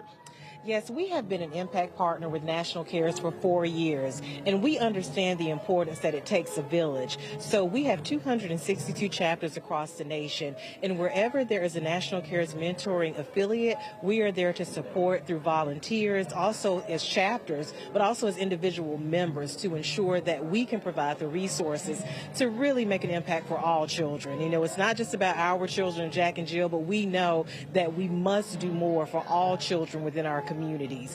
And we have our National Program Director here with us, Marvis Donaldson, and she is in charge of making sure that all of our chapters understand the commitment that National Cares Mentoring has within our communities. And I also want to share, Susan Taylor has just been an inspiration in so many ways. We actually made her an honorary member of Jack and Jill 2 years ago, and we were able to provide a grant of $25,000 to ensure that we can continue to support the mission and the work of National Cares Mentoring. Have you tracked how many folks that y'all have been able to touch and work with? I'm sorry, I didn't. Have you tracked how many folks y'all have been able to work with, touch, and be involved with? Yes, we have, through our 262 chapters, probably about 40,000 that we have been able to. We track all of our programming and how many children and how many mentors we have in all of our chapters. So overall, about 40,000. All right. Mm-hmm. Okay, we appreciate it. All right, thank you so much for having us. All right, folks. So final comment. Greg, you can close us out. It's interesting. I'm glad first of all, Roland, it's so important. Again, Black media, nobody's covering this. Nobody's watching this except No. Greg, I can tell you, here on the red carpet, you had some photographers here. No local stations, no other black media, no other Black-owned media as well. We're the only ones. And that's why you have to support. In fact, we'll be the only ones tomorrow. We'll be the only ones tomorrow who'll be live streaming the celebration of life for Harry Belafonte at Riverside Church. That's not possible. Seriously? Roland, Blackstar is the only network to. That is simply stunning. Now, when they come to you for the footage, I hope you charge them, brother. I hope you charge them. I mean, this is why we have to support this network. Again, you know, listening to the sisters from Jack and Jill. For many years at Howard, when Jack and Jill would bring its chapters to Washington, D.C. to undertake something they called Jack and Jill on the Hill, they would ask me to give a talk on our history and culture, and I was always honored to do that. When you said, Roland, that our people over-index in terms of giving, that is all-inclusive. It's those who may have a little bit more money, whose young people might be in Jack and Jill. It's those who have very little money, who will take their hard-earned dollar, 10% of it, and put it in the tithe box. Our people have made ourselves into what we are through sacrifice. W.E. Du Bois always says that. So when you're looking at the Blackstar Network covering something like this CARES convening, what you're looking at is Black self-determination. If we're going to be serious about our liberation, we have to free ourselves. What Eric Holder said, there's no cavalry coming. That's true of the United States, and it's true of Black people. And we're only here because of sacrifice. So dig deep. Support this network. As Roland is getting those, going after those advertising dollars and those federal dollars and those private industry dollars and those company dollars and those business dollars, do not let that be the hill that the Black Star has to go up alone. Have the foundation be for us, by us, because that is the only thing that has ever guaranteed our progress. You're absolutely right. And I say this repeatedly, trying to explain to people why this absolutely matters. We do these things all around the country, and there are numerous times. It's just us. I can tell you, 2018, we were at the NAACP convention in San Antonio, and I took a photo. We were the only media outlet who was on the riser. Maybe one of the days a couple of local cameras came. That was it. For the entire convention, it was just us set up on the podium. The following year, it was in Detroit, 2019. All of the presidential candidates came through there, and it was quite interesting how many people were there, and all the media was there. But the next day, after the candidates left, all the media left. And so I keep saying we've got to have our own media. And I'm going to tell you right now, other Black media not here. I could start naming them. Other Black-owned media, they're not here. And so it's a lot of entertainment stuff that our people cover. But when it comes to news and issues and things along like this, you're not going to see them. And so that's why we created the network. That's why we do the work. And so, again, tomorrow, so here's what happened. I called Susan Taylor. I said, Susan, are y'all streaming the National CARES Gala? She said they weren't. They've done it the last several years because of the cost. I said, we'll do it. I called Gina Belafonte. And Gina Belafonte, I said, hey, are y'all live streaming Mr. B's Celebration of Life? She said, we're not. I said, we can do it. And so we're going to bring our crews in, but they have a technical crew at the church. It's going to cost us $1,200. Let me say that again. It's going to cost us to stream it. Nobody's paying us to do this. No one is paying us to do what's happening tomorrow. And so our people have to understand that there are numerous things happening in the Black America that do not get covered, that do not get paid any attention. And we're always on the scene, and we try to do as much as we can. We can't do everything, and so that's our reality. And so, again, we want to thank everybody for what they do. We want to thank Reese, Lauren, and Greg for being on today's show.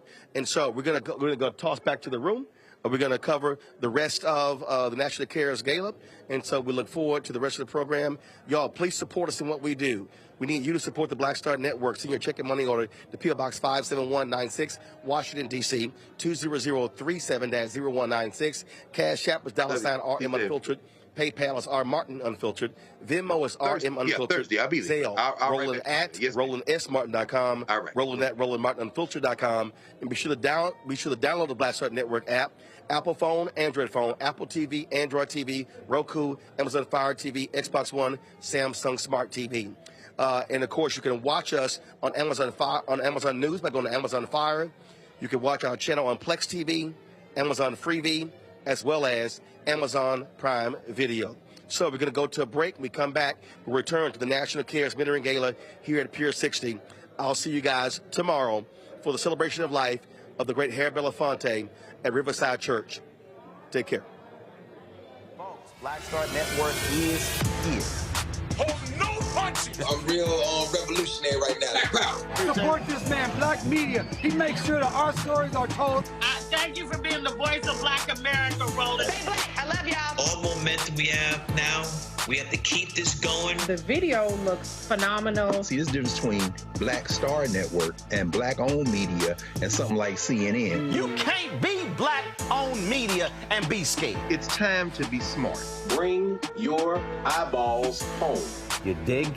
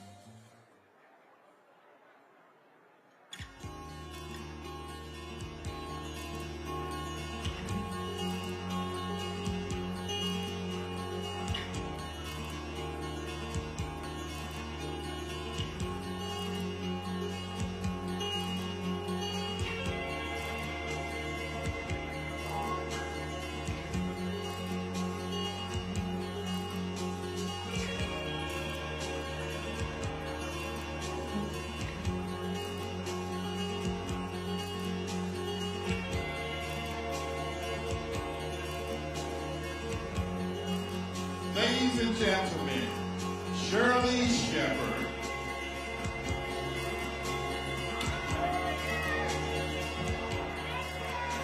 Hey, Shirley.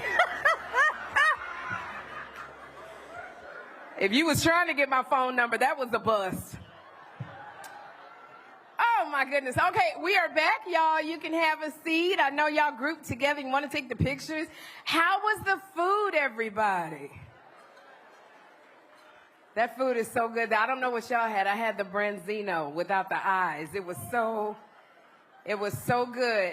And because I have all of these things on, you know, to snatch me in, I took that. I was eating the food, and my waist trainer snapped open. My stomach said, "A whole new world." Oh, my goodness. Did I tell you I was excited to be here? You know what? I just found out that I am sitting at the AARP table. Let me tell you something about AARP.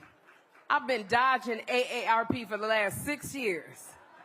They finally found me at the event. I'm telling you, at Edna. I'm sitting right next to Edna.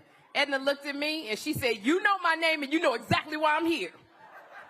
She said, "Now take this pre-printed card in the newsletter and be quiet. Stop crying, you old geezer." So I love it. Hi, Edna. I think we're going to be friends for a very long time. Oh, my gosh. You know, Edna, I will come willingly. I really, AARP is like, you know, you can go out and get your morning paper, but AARP will find you. They are there. So, you know, Edna, I will come willingly. I would like to do, like, have you ever done, like, sexy photo shoots for the AARP? Okay, because I'm still single. I ain't giving up yet. I need to. That'll be put on my dating profile, my AARP cover. Oh, my goodness. All right, now. We are back, so y'all get settled. You get ready for the second half, because you are about to hear from Susan, a star in One Cares, our co-honorary chair, Courtney Vance. Y'all can give him a hand, Courtney Vance. Ooh. Courtney Vance, you just say his name, you go, whoo. But right now, help me bring up Mr. Mentor himself, National Cares Chief Programs and Partnerships Officer, Stephen Powell.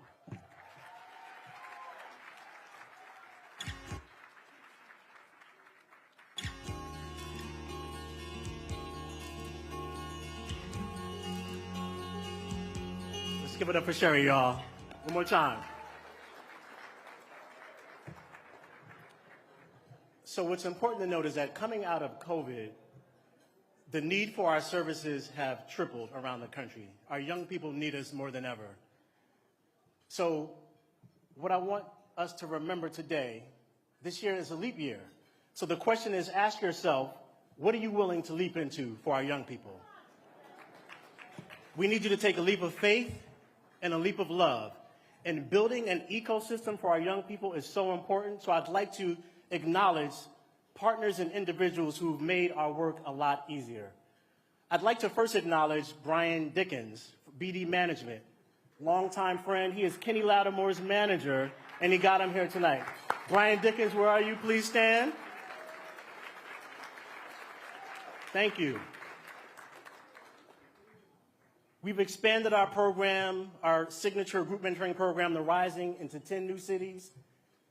Our partnerships have increased 30%, and we've expanded our University for Parents program. It could not be done without phenomenal people on our team, and I'd like to acknowledge my partner in time, not in crime, in time, Kerry Osborne. Where's Kerry, our Chief Development Officer, always behind the scenes, keeping things steady. Kerry, we thank you for all of your work and your support. Now, where is our amazing national team? They said they were going to come to New York and get turned up, so can our national team from around the country please stand and make some noise? Show us where you are.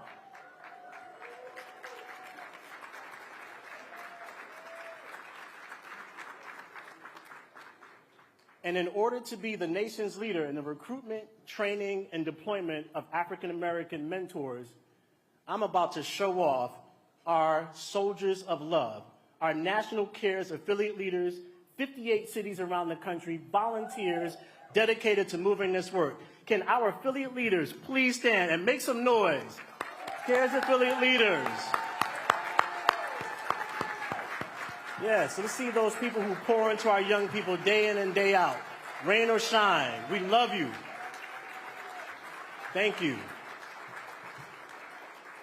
So now the question is, y'all are trying to recruit black mentors. Where do you get them from? So I want to acknowledge our community impact partners.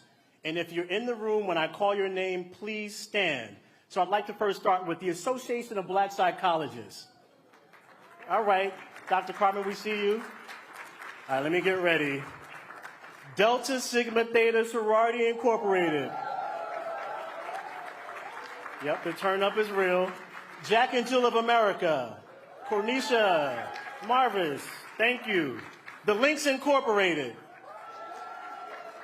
The National Black Child Development Institute. The National Coalition of 100 Black Women. Phi Beta Sigma Fraternity. And our latest partner, Zeta Phi Beta Sorority. Please stand, make some noise. Now, I do want to get a little Divine Nine check-in here. Where are my brothers of Alpha Phi Alpha? Where you at? All right, Alpha Phi Alpha in the house. The men of Omega Psi Phi, where are you? Okay, that's a lot right here. That's a lot going on right here. Kappa Alpha Psi, where you all? Kappa Alpha Psi. Yes, we saw y'all with Usher. You don't have to tell us anymore. Record it. Thank you. Brothers, love y'all. Alpha, Kappa, Alpha, where are you? Sorority. We see you. All right. Sigma Gamma Rho. I'm going to clap for him. All right, there we go. Iota Phi Theta. All right, so that sounds like a little step show, but what I need y'all to know is we need a step up show. We need more mentors, and you all can help us next year, so thank you so much. Now, it is my honor to bring up to you the person who makes this happen. I need a hand clap. Let's go. No, clap. Follow me, follow me. She's a mentor of all mentors. She turned 78 last year, but we call it 70 great now. If I had to make a book of her euphemisms, it would be a library of love. Give it up, y'all. The Queen of Black America, Susan L. Taylor, our CEO and founder. Bring her on up, y'all.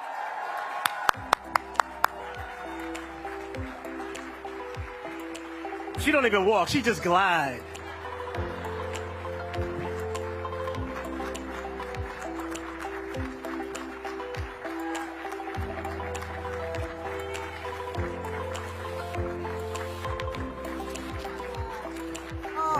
Powell, my Lord, who told you to tell my age, son? But you know, I've never, ever not wanted to tell my age, and Lord knows, I like being 78. I never want to go back to being 45 and 55. That was so crazy, but I am just overjoyed, absolutely overjoyed tonight. It's, what a moment. And what a vision, what a privilege it is to be here, you know, among the willing and the able. You're here because you care. And we know that we are privileged. We are the most privileged, those of us who are of African ancestry, the most privileged black folk on the planet. And we stand on the shoulders of those who stood without shoes, of those who marched without permission, who ran without hesitation, and who flew. They flew without wings to do what needed to be done so that we could be, so that we could have this moment. And none of this should we ever, ever take for granted. Now it's our turn. That's the reality. It is our turn. And you don't need me to tell you that too few people care about those who are struggling in poverty. This is a crisis moment, but it's also a moment of opportunity and one that we are seizing. It's our turn. What must be done to ensure our young and the most vulnerable among us is the work that we have to do so that our children have an opportunity to experience what the National Cares Mentoring Movement is really building. Tori, we are building America the Beautiful. That's what we're dedicated to. We want this to be America the Beautiful. Our ancestors gave so much for the growth, the forward movement, the development of the wealth of this nation, and not just this nation, but the entire Western world. And what we're doing is putting a damper on the nightmare of trauma and pain and poverty that's on repeat, generation after generation. And we are the generations that have everything we need to really begin to solve this problem in a real way. Poverty hurts. It hurts no matter what color you are, no matter what age you are. And it's unfair for children in the wealthiest country in the world, the offspring of the people whose free labor, don't get me started now, you know, built the wealth of the Western Hemisphere. We want our children to throw their shoulders back, hold their heads up high, and know what their ancestors gave. But so many of our young are being left behind in these gravely under-resourced schools. They're overcrowded, the teachers are overwhelmed, and it's beyond our view. It's beyond our view. They live in shelters, they're in foster care, they couch surf, they're malnourished, they feel hopeless. They're living with unrelenting violence, and often what we hear when we're speaking and listening to young people in schools, they say they never live without fear, that they're always feeling fearful. 1 in 5 of our babies is born into poverty. That statistic has held fast. Asha Bendeli, where are you? For how long? That statistic has held fast for decades. We can do better than this if we link arms and aims and do the work that we know we're assigned to do. 85% of our children cannot read or do math at grade level. That's when I left Essence. I heard that stat and I said, that's impossible. I called Marion Wright Edelman. She said, oh no, we're losing literacy. And if you can't read and calculate, especially if you can't read, you can't open doors to any of the systems that you need to support you. And teaching some folk how to read, it's not nuclear physics. I'm not saying it's intentional. Y'all know the truth. If you can read and you can count and you have, Frederick Douglass was born into slavery and he became an orator and a phenomenal writer because someone took the time and he took the time to educate himself. This is our work. And it's not a work, Courtney, that we are leaving to anyone else to do. We need allies. We need people to work with us to help our children move out of harm's way. And what we do on behalf of the marginalized children, the forgotten ones, we work where the harms of poverty exist. We're not afraid. I'm so glad that, I was born in the neighborhood because I'm not afraid of us. And but for the grace of God, y'all would be here raising money for me. I am so blessed, and we are also blessed to be on the giving side of the deepening economic divide. So we are freeing our children from the grip of poverty and depression. The depression is real. Our curricula, it's restorative. It's held in a framework that was designed by a brain trust of more than 60 experts from across a breadth of professions. It's culturally anchored. Stephen, could tell you stories about some of the organizations that are losing the children they serve. They're not led by people who are African American, but those who they're serving are black and brown. And the young ones, are saying, Leon, they're not going back because you all don't look like us. You all don't understand us. You don't understand what we're going through at home. You don't understand that we have a target on our backs. You don't know what it means to walk through America as a black person. You don't know. And so they've stepped away, and for the first time, these organizations are calling on us to come and bring our curriculum and to work with them. We turn no child in need away. We're focused on black children, but they're all our children. And so we turn no child in need away, and certainly no mentor. If you went to Harlan High with us on the south side of Chicago, we've done a lot of work there.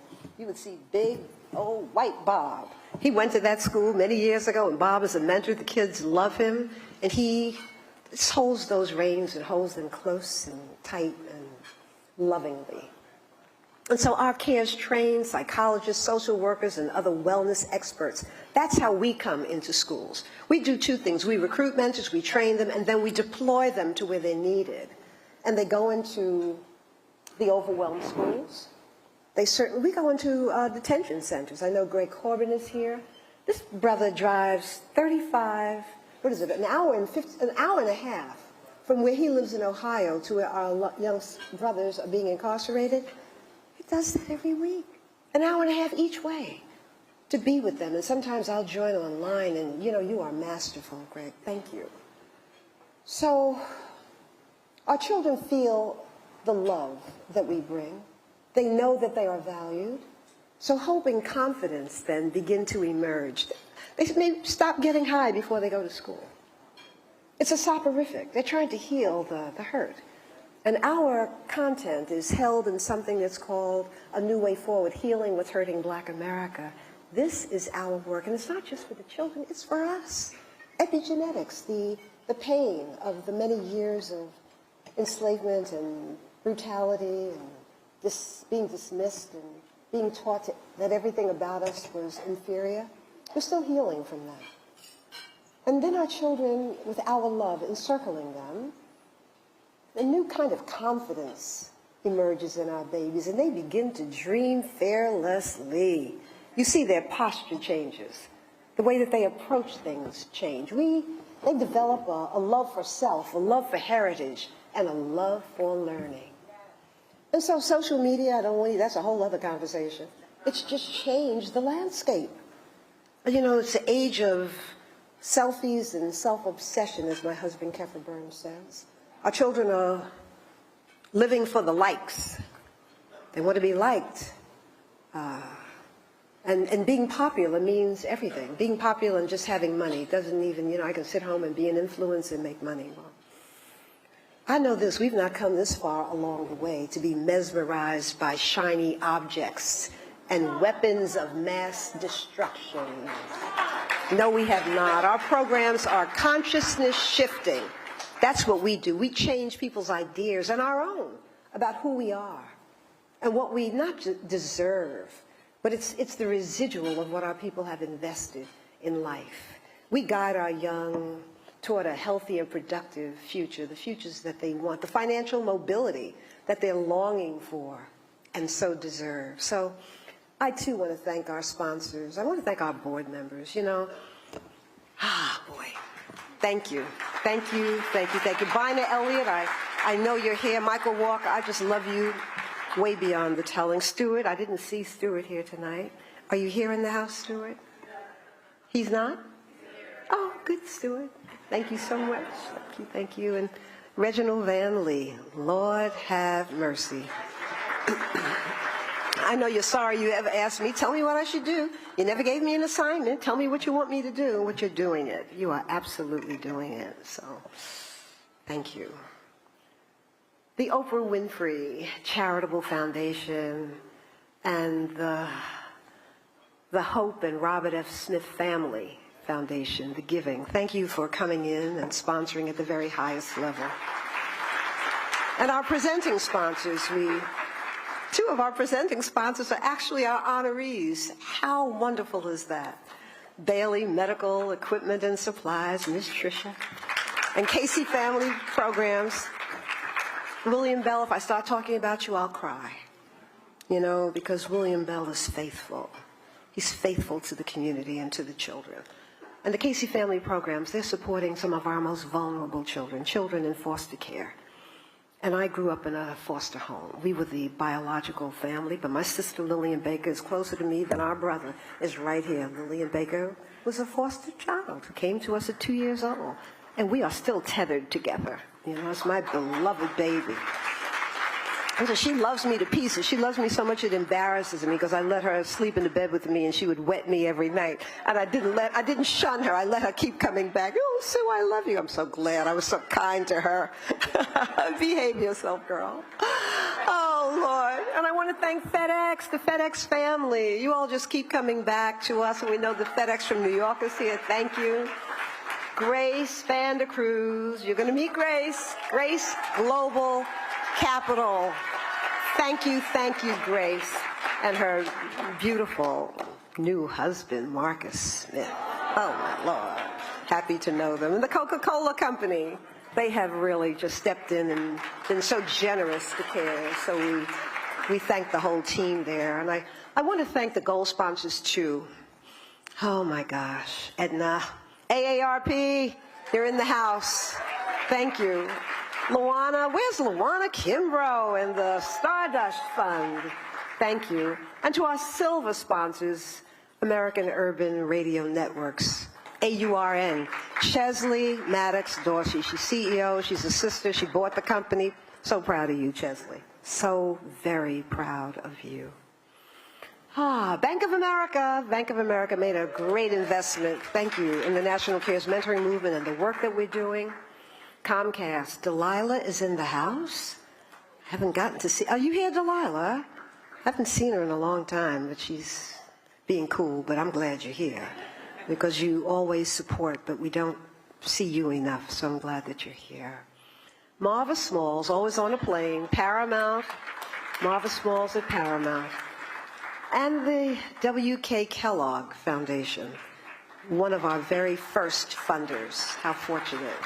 And then all of our bronze sponsorships, the names are on the wall there. Too many to call out, but just thank you. And there's a special person I want to acknowledge. He's a good friend of Keffer's and mine, and I don't know if Valerie is here with him, but Eric Kelly. Where are you, Eric? Eric is just a beautiful soul. Thank you, Eric. Eric is a different spirit. Brilliant, has a I don't know if it's $1 billion, but he's in over 100 countries. That's where he's operating, but he never forgets community. When there weren't the supplies that people who were struggling from the COVID virus, he reached out to CARES and we engaged our affiliate leaders in making sure that those supplies were delivered to people who were vulnerable in communities around the country. And that partnership really began, I think, a beautiful friendship that I hope we'll always maintain and honor. And what he's built is something called Bridge to Technologies, B to T. And they're really working with, and I wanted you to meet Mike Walker. Mike, raise your hand so that Eric can see you, and you all have to meet before you leave this room. But he gathers at NASDAQ the, most incredible group of African Americans. Not all are African Americans, but most are, and they are our allies as well. And what they're doing, these are people who are running phenomenal businesses. They're entrepreneurs primarily. And you get to a level as a black entrepreneur and you're doing well, but then you can't raise the money that you need to raise to get to the next level, so that you can create a legacy organization that will last beyond just 1 or 2 generations. And this is really what he's building. But what's so unique and why Keffer and I love you so much is that you didn't forget the community. When people are building at that level, try to get people who are wealthy to really care about people who are living in poverty. It's not so easy. And the women we're honoring tonight, we're honoring them for that reason, because they care. And that's what I love about what you've built with B to T, that even though they're all wealthy people, they're doing very well, but they also now have selected, I think, 2, and we're one of them, community-based organizations, nonprofits, that they're going to be raising money for. And he put a substantial number on the table that Kerry Osborne, our Chief Development Officer, said, don't mention, but I'm going to tell it anyway. He said $10 million. We're going to raise that money. And then we said we're going to make it $20 million. And we're going to raise that money from our people in communities. We're going to get our people to say, yes, we're going to give $5 a week. And it's going to be robo-giving. This is it's our problem, and it's our problem to solve. So I'm saying that, we have to be part of the vision, and we have to hold that vision really, really close to us and keep our hands on the plow. Am I mixing metaphors, Keffer? He's going to tell me that later. You mix metaphors, but you know what I mean. So working together, just working together, our children will win. They'll win. And that's, I think, the lesson that the Holy Spirit wants us to learn. We lost everything. We lost everything. We lost language, family, connection, faith. It's not faith organizations, but our religious practices. We lost everything, and no other entity that came to this nation lost everything. So what we're doing, we're remaking ourselves. We're remaking ourselves, and it starts with us looking in the mirror and being honest with ourselves about what we need to do to take all the gifts that God has given us and move even further toward wholeness. And I want to thank my beloved family. My daughter is here in the city, but she fell on her way here. She's okay. And so her husband, Bernard King, if you're a basketball fan, you know who he is. Yeah, he would be here, but he's home with, you know, his wife, my baby, and I'm happy about that. I love that brother for taking such good care of my beloved one. And my sister, Lillian Baker, who I mentioned, and my brother-in-love, Reggie Lucas. Oh my gosh, Ellen, who's been braiding my hair since she was 16 years old. She's here in the house. Ruth Sanchez, who helped me to build Essence, and Dr. Cordia Beverly. I'm so sorry. Right? The best doctor you could ever have. She retired, and like we still call her.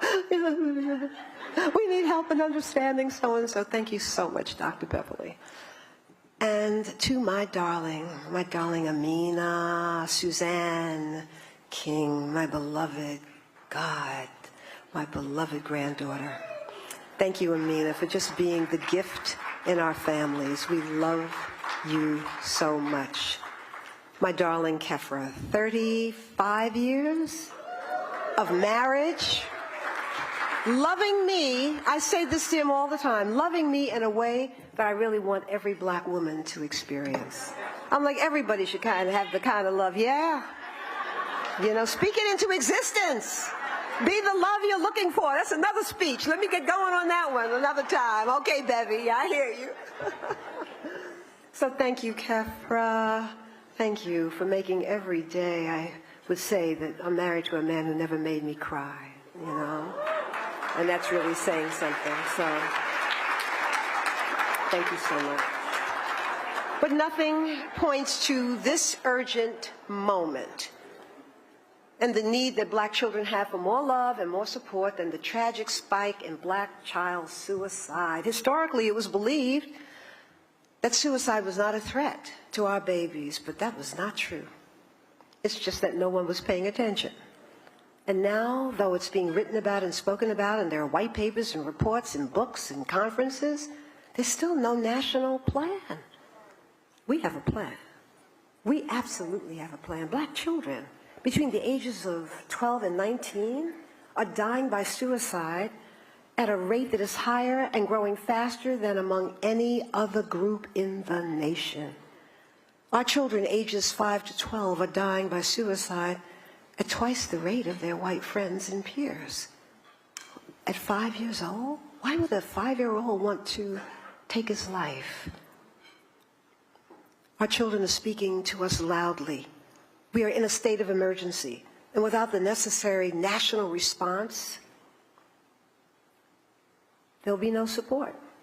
Education, we've been fixing that since probably 4 decades before Brown versus education. And the disparities in investing in education in our communities hasn't shifted. You can't go into one underserved black community and find a top-tier school. You know, and we know that that's the key to advancement. And so this is our call to love tonight. It's a call to love in action. It's a call to you. It's a call to me. It's a call to all of us to understand that self-care is the most important care we can give, and then what we have to do is do the work. So help us to ensure that we have what we need to train and anchor the caring people on the hotlines and in classrooms and in community centers with cultural understanding. I'm going to wind up. You know why? Because we have to pay $10,000 for every half hour we go beyond 10 o'clock. So when you see that clock getting back to 10 to 10, you all get your behinds out of here. Go home, because we need every dollar in the coffers. We don't need to give it to this venue. Okay. But we have a blueprint. We have a blueprint for recovery. And we are going to step into our communities. Janine Downey, dermatologist, phenomenal sister, love, Janine, always says, I want to help, I want to be involved. Her and her husband, Michael, they just are donors. She wants to train. She wants to talk to our young people. We're stepping into communities. We're stepping in. And we're going to train everyday black people how to listen to our young, how to hear them, how to see them, how to love them, and stop being didactic and telling them everything that's wrong with them. We took children to Capitol Hill who had attempted suicide and who were assigned to the National Cares Mentoring Movement. And they said, if you adults would stop criticizing us, we would tell you the truth. I heard them. I wish I knew that 40 years ago, you know? And so this is our work. This is what we're raising money for. Our children are dying on our watch, and we are going to train people in communities how to take care of them and how to advance them and how to recognize the signs of depression and to work with it. Because if we don't do it, it's not going to be done. So it's a huge undertaking. We're doing it with our community partners. You heard from some of them or about some of them tonight. And our curricula is singular, and we are implementing the nation's only culturally anchored curriculum for the healing and forward movement of black children living in poverty. I don't say that proudly, but it's the truth. Why would we don't want to be the only ones. We want to link arms and aims with other people, have you take our curriculum, let us train you, just don't steal it and use it without our permission, and the retraining, because we keep refining it and growing it. So that's it, you know. So now I want you to turn to the screens and see how our initiative, The Rising, Elevating Education, Expectations, and Self-Esteem, is shifting the consciousness and nourishing young lives. This is just one young person's story. Roseland, Chicago, on the city's far south side, was once a vibrant community where black families who had escaped the deadly Jim Crow South during the Great Migration settled and worked and dreamed for themselves and their children. There are the single-family homes with neatly kept lawns that still pepper the area. They tell the story of that time. But another story emerged as the civil rights movement gave way to public and private disinvestment in communities like Roseland, where industries had once ensured a healthy working and middle class. That story became one of abandonment. Forsaken neighborhoods destroyed the many thriving African-American communities in our nation. My name is Tamron Hall, and I'm here to share a story with you, a powerful one, about a young man named Khalid, whose narrative may have begun with hurt and despair, but has become one of healing and transformation.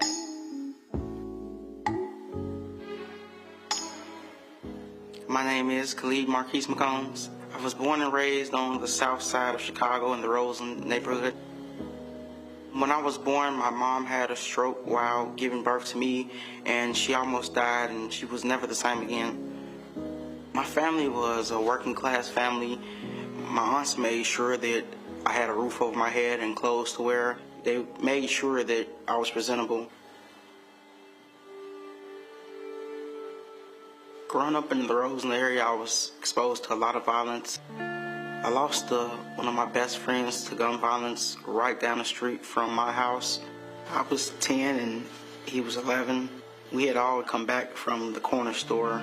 He stopped down the street for a minute to talk to some of the older guys that were in the neighborhood, and me and the rest of our crew went to the house.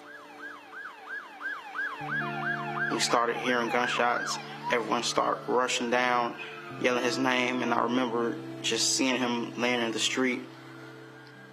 I remember the neighbors and everyone saying that the killer stood over him and reloaded and dumped the full magazine into him and just assassinating him as if he was nothing.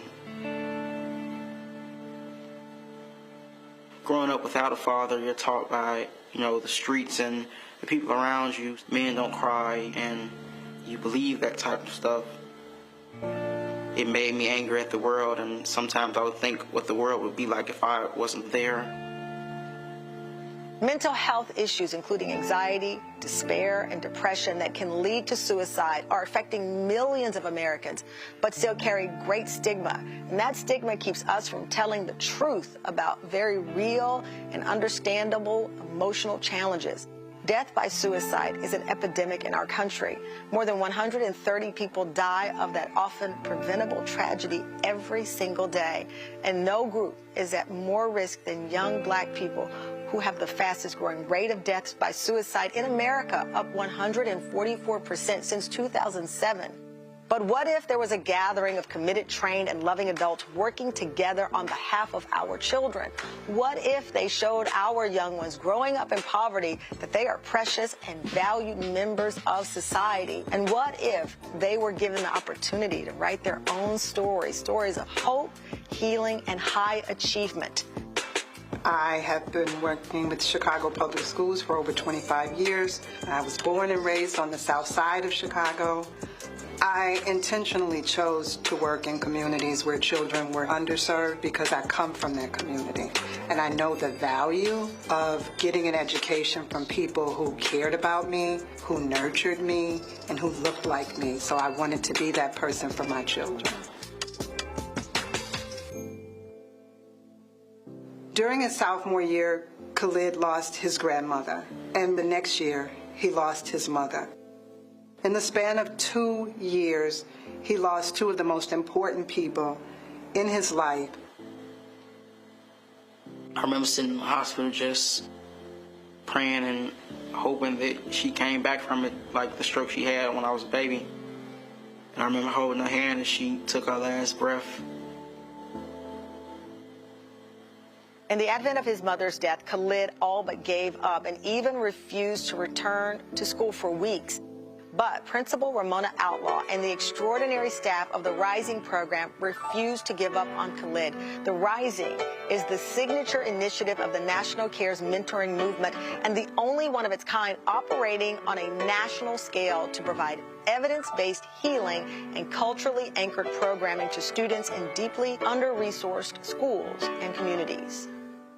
Our communities at times believe that our children are criminals. They believe that there's no hope for them. Our children, after a while, begin to believe in these misconceptions themselves. In spite of all of it, our children are still resilient. The Rising program transformed my practice as principal because it made me understand and realize the importance of providing students spaces where their voices could be heard, and also spaces that were safe enough for them to unload much of the stress and trauma that they brought with them to school every day. What's unique about the Rising curriculum, one is evidence-based in research, and it's culturally relevant. I think that many programs forget that there are life skills that's associated with growth and development that is just as important as the core classes that they may receive in an academic setting. The Rising helped me realize I could show emotion and that it was okay to cry and have those conversations, not be seen as weak or as less of a man. My life changed because I started to feel more open and more happy with myself because I had finally let it all out and there wasn't a burden on my shoulders anymore for me to hold up. The power of the Rising, I think, is solely in the love that we have. When we speak about heritage and about who you are and where you come from, it brings confidence back to being black. I always thought that black people weren't supposed to have money or that we weren't supposed to be successful. And the Rising taught me that my culture had done some great stuff.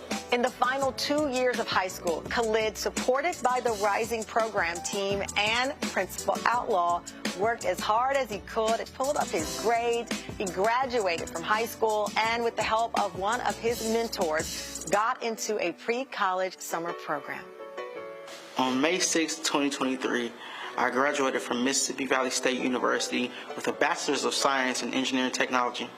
By June of 2023, with the skills the Rising taught me, I was able to secure a job as a staff engineer in the state of Indiana. What we should know about our children is that they deserve a high-quality education and the highest of expectations. If we love them unconditionally, they will become the most confident, independent, and successful contributors to our society. Khalid is special to me. He's so special. But there's so many Khalids, right? There's so many.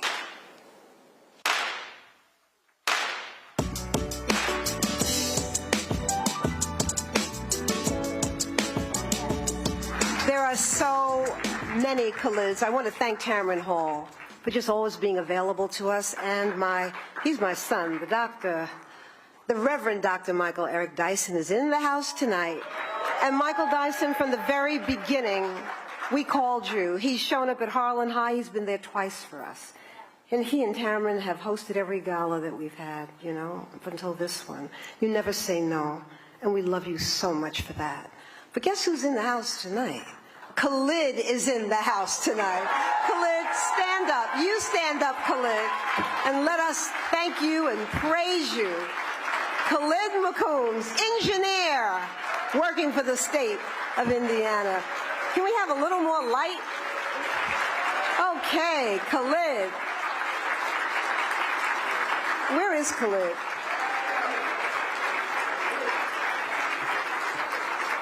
Okay. Congratulations, Khalid. I was just so happy that you could come and be with us, and we're so very proud of you. And now it's our joy to introduce to you the Emmy, Tony, Golden Globe, and Screen Actors Guild Award-winning, Detroit-born, and Harvard and Yale graduate, actor and author, husband of Angela Bassett, father and friend, Courtney B. Vance.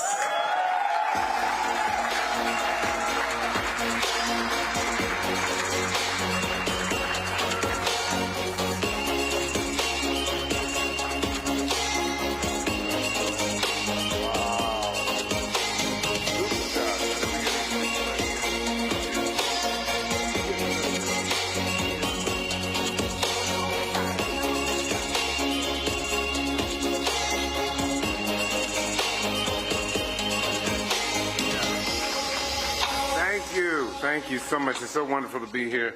Susan, are you? Oh, there you are. Oh, you snuck around. Okay. You know, my daddy was a foster child. My daddy died of suicide. And Dr. Robin L. Smith and I just wrote a book called The Invisible Ache about black men and mental wellness and suicide. So put that on your list. It'll bless you. And Susan, whatever we can do, Gilda will let you know whatever we can do to help in the journey that you're on with, and with Angela as well. Whatever we can do, we are, all you got to do is ask. Years ago, we were doing, my wife and I, the first thing that we ever did together was a play, and it was at the Guthrie Theater, His Girl Friday, and we looked up and there was Kefra and Susan, so we will always be indebted to you for showing up. And that's what we want to do. We want to show up. My love and respect, I'm going to get, because I know she said you ain't got to go home, but you got to get out of here at 10 o'clock. My love and respect for Susan Taylor runs long and deep, because she has always been at the forefront of finding ways to improve, enhance, and nurture the lives of black community. Don't you love her voice? I could listen to her just talk for, you know, she's not saying much at all, but sometimes she just saying this wonderful, and I said, yes, okay. Whether it's through her working to tell the stories and amplify voices of black women while helming Essence, or by providing hope, inspiration, and spiritual enrichment through the pages of her best-selling books, Susan has done it all. With a love for her people, all of us. You can applaud now. And despite all of her tremendous and notable contributions, Susan's focus on our children through the incredible work of the National Cares Mentoring Movement is it is her most important endeavor. This is because the work of the people of National Cares Mentoring Movement are doing what with youth is a direct reflection of what the future can look like. And that's why I'm here. To uplift this organization's work to support the extraordinary and crucial work that Susan and the National Cares Mentoring team is doing, and to ask that you give generously to an organization of people who are giving so much to make sure that our children have all the resources necessary to build the future, not just for themselves, but also for humanity. As a father of two young people who are about to embark upon the beginning, they're going to college, y'all, that's what I'm saying.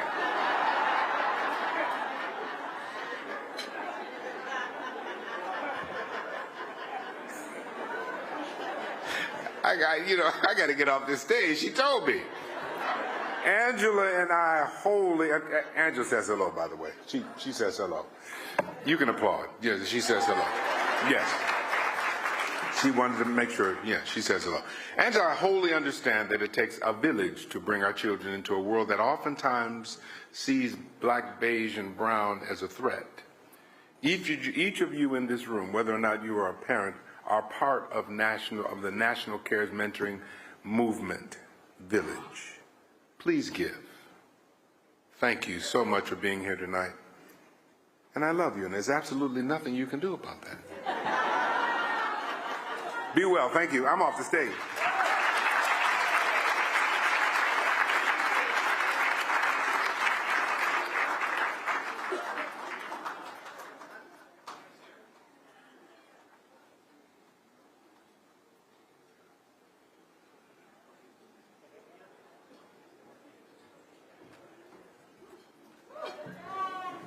Thank you so much, Courtney. And I have to tell you, if you've not read Courtney's new book, The Invisible Ache, you must run to get that book. It is absolutely profound. And Courtney, Invisible Ache, you showed us in that book, because I told you every time I would read, I thought of my Jeffrey. But there's healing in being vulnerable and power too. So Courtney, we thank you for your dedication to all of us. Yes, yes, yes. And there's so much more we must do collectively for our children. Now, this is the moment that we are called. We heard Susan Taylor speak about this, but we are called to reach into the deepest parts of ourselves and recall all that was done for us. So let's be that for our babies now, for the love of our children now. And to help us do that, please join me in welcoming to the stage the brilliant financier. Is that how you say it, financier? I don't know how to say it because I never had one. So the brilliant financier with the even more brilliant heart, Reggie Cannell.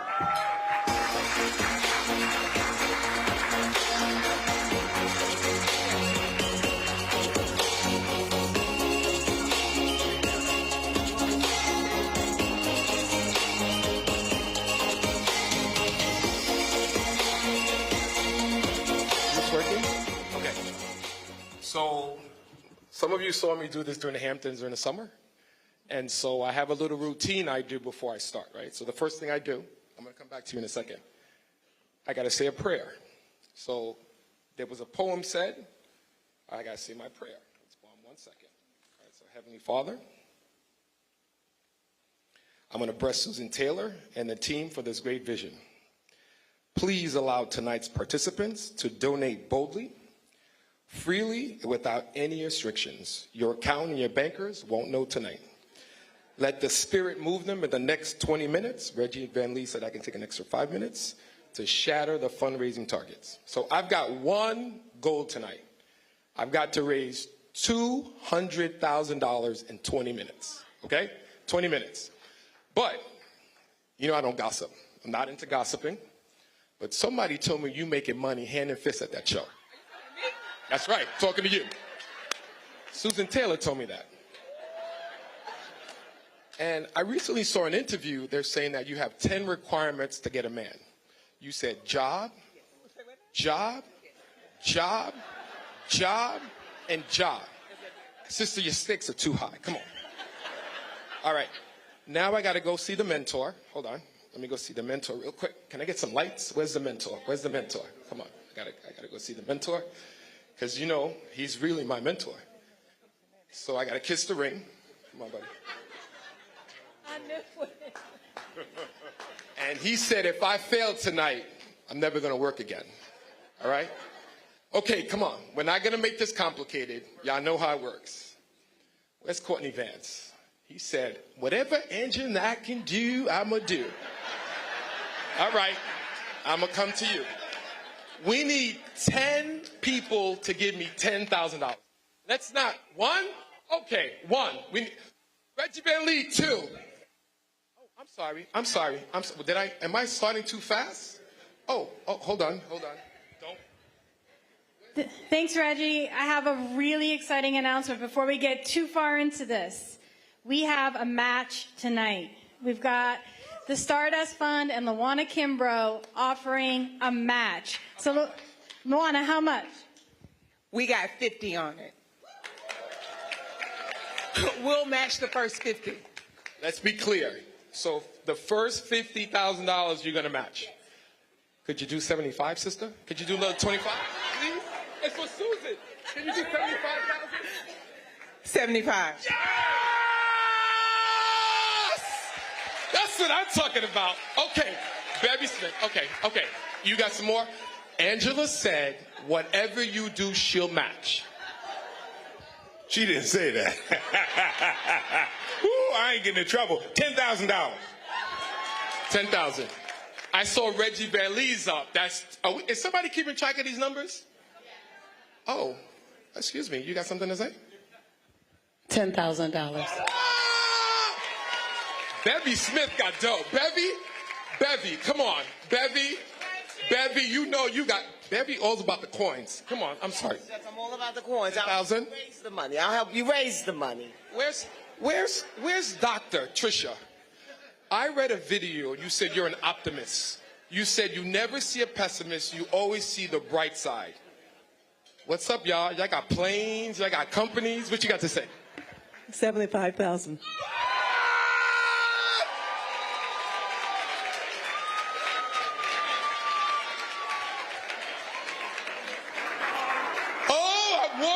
I'm just warming up.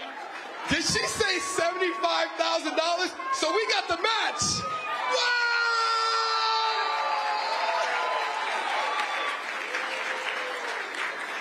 What am I up to? Come on. Keep going. Come on, 10,000. Who give me 10,000? Come on. 10,000?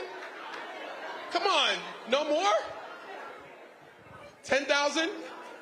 Going once? Lola West? I thought I saw Lola West here. Where's Lola West? 10,000. Philippe? Doreen? 10,000. Okay, should we go to 5? Now, come on, y'all. This is easy. $5,000. Who can give me $5,000? Let's look around the room. Come on. Oh, this is the Reggie Van Lee table. Oh, wait. Hold on. I'm going to come back to Reggie in a second. Oh, Mr. Roland Martin. Oh, that's a fly outfit, Roland. Oh, what does that mean? 5,000? So what does that mean?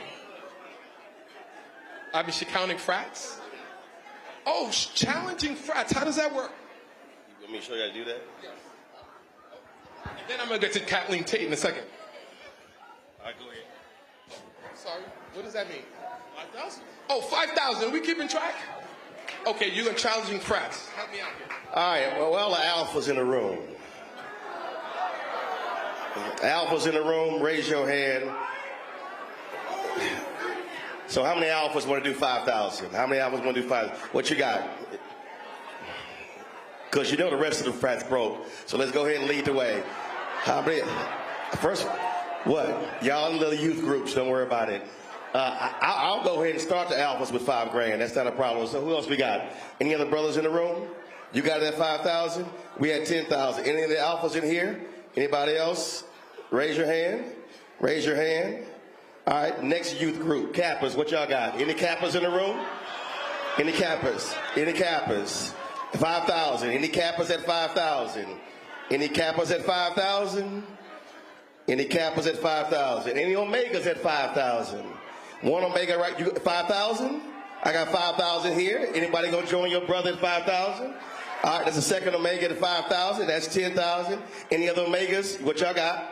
What y'all got? Okay, all right. Any Sigmas in the room? Sharpton left, so y'all gotta pick him up. Anybody else? Any Sigmas in the room? Any Iotas in the room? Okay. All right, all you Boule brothers, Sigma Pi Phi. If you in the Boule, don't be, this is your time to be bougie. So if you in the Boule, raise your hand at 5,000. Any Boule brothers in the room? I'm already Boule, so I gave my 5 because I'm an alpha as well. No, I'm going to do this for y'all Boule. I gave 5 for the alphas. I'll give 5 for the Boule. So Boule brothers, where y'all at? Don't let me have to do a roll call of some Boulay people in this room, because we are also streaming on the Blackstar Network, so I will embarrass you. Nobody in the Boulay is going to give $5 grand. National Cares mentoring. Where you at? Where you at? Anybody? I see anybody? All right, going once, going twice. See, now we about to embarrass. AKAs, $5,000. What AKAs in the room will represent their sorority at $5,000? We got $5,000 right here. Any other AKAs? Anybody else? Anybody else? Now, see, I know y'all about to get embarrassed. Deltas in the room. Any Deltas at $5,000? Susan is one of your sorors. Now it's time for y'all to represent. Got a Delta here at $5,000. What else we got? Any other Deltas at $5,000? Say it again. Say it again. Anybody else? Sigma Gamma Rho? Okay, I keep hearing numbers over there, but y'all ain't really committing. Sigma Gamma Rho? Zeta Phi Beta? All right, so we got, what, 10 from the Alphas, 10 from the Kappas, what, 10 from the Omegas? Huh? No, we ain't got done with Sherry. We're going to save up for No, Sherry. Because Sherry got renewed. What you got? Well, look, Sherry, for the single mothers who paying alimony to 2 ex-husbands. See, you went there. Does everybody want to be in my wallet? You went there too early. I still haven't gotten my paycheck yet, but $5,000 for a single mama. So that should have been at least 50 grand. That means I'm not going to be able to get 6 wigs for my show, but all right. So just in terms of process, you all should have gotten a link on your phone. On the table, there's a QR code. If you don't want to donate now, you can still. We're looking for 100% participation, right? What'd you say? Okay, so we said $2,500. Right? I keep working the room. $2,500. Okay, hold on. Let me get you the mic. Hold on. We got 1,000, and she mad. We got 1,000. I just found $10,000 from Comerica Bank tonight. 10 grand.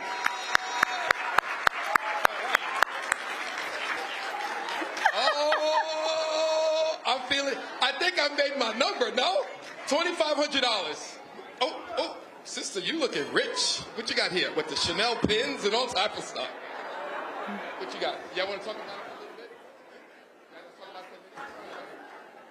I started a new Hampton Roads affiliate in Virginia, and oh my God. We're going to donate $1,000 to the Hampton Roads Cares. Awesome, $1,000. Come on. This should be easy. $1,000. Come on, folks. That's like a dinner in New York. $1,000. This table. Keep your hands up, please, for the $1,000, and also do the app. $1,000. Okay. Oh. You gonna give another one? Amen to that, sister. Come on. Let's get to this side. Oh, Lola West. I love me some Lola West. Lola West used to have that Merrill Lynch money. I had my own fucking company. Lola started West Full Advisors. I know what you did, Lola. What you got, Lola? 5,000. And this brother here, I think you look rich too. What you got? I'm with Lola. Oh, she got the 75,000. She's like, brother, you got enough from him. Okay. 5,000 from Lola. Oh, this table, y'all look good at this table. Wow. Oh, man. Susan, am I coming back next year? Jack and Jill of America Incorporated, $15,000. Oh, my God. $15,000. Am I coming this side or you just waving your hand? I'm here. Something happening or you're waving? What's 1,000? Yes. Thank you. $1,000 over here. Okay, I'm making my final round because we don't want Susan to pay $10,000. Because I gotta go back to the mentor and say, he gotta give me my grade. And what are we up to? 276,000? How'd I do? You know, you're booked for next year. Sharon Lopez, y'all told me Tamron Hall was going to be here with her son Moses. If y'all in the summer, y'all know Moses. Know Tamron Hall this year? Is she on live? She's going to she's on screen. Okay, walk in the final rounds. $1,000. Y'all looking at me and turning away. $1,000. $1,000. And by the way, the insurance we got to talk about insurance, Miss Grace. $5,000? Wow, y'all going up. Yes. Mama, what you doing? You got the credit card out? Not through you, but I'm giving. Bevy Smith got coins, y'all. You know Bevy got a lot of money. Okay, y'all. 1,000? Oh, wow. I was stopping. I'm still going. Reggie Van Lee, I'm going to end with you. You're going to give me my score. 3. Oh, okay, I'm sorry. Mr. Roland Martin said I can't stop until we get to 300,000. Easy. Come on. 14 people at $1,000. This is easy. Come on. Oh, okay, here we go. Here we go. Come on, we're going to close it at 300,000. We had said 100. I went to 3. Man, Mr. Tobias, what you got? I got 500. $500. Let's get that. Hello. I'm at 1,000. $1,000. Thank you so much. Anybody else? What are we up to? 13 more. 13 people at $1,000.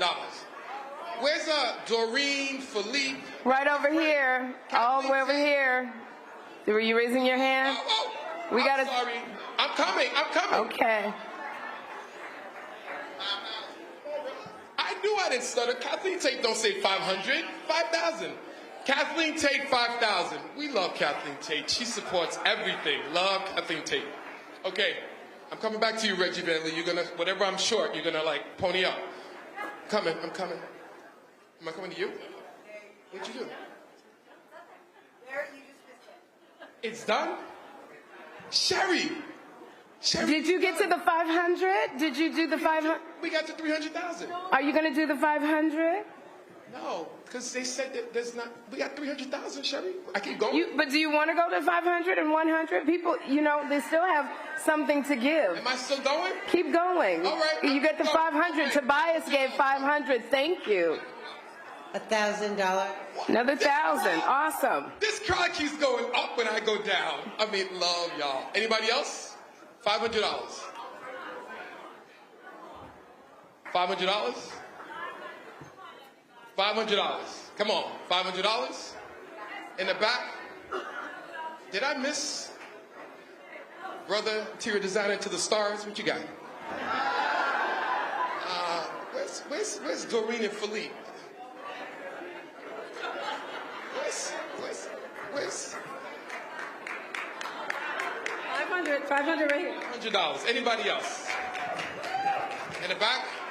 Did I leave anybody out? You want to feel left out? You want to say something on the mic? Going once? Going twice? Wait, I gotta end. Sherry, I'm coming. I just gotta end with the mentor. I gotta get my grade. You have to go to don't forget the hundreds as well. $100? $100. You can do it on the app. Oh, wait a minute now. We need silence. We need silence. The mentor is approaching the mic. How did I do? Good job. We've got to get out of here in time, so I'll get us to 300, whatever it takes. Well, it's not that much. We're at 300,000? Yes, done. Wow.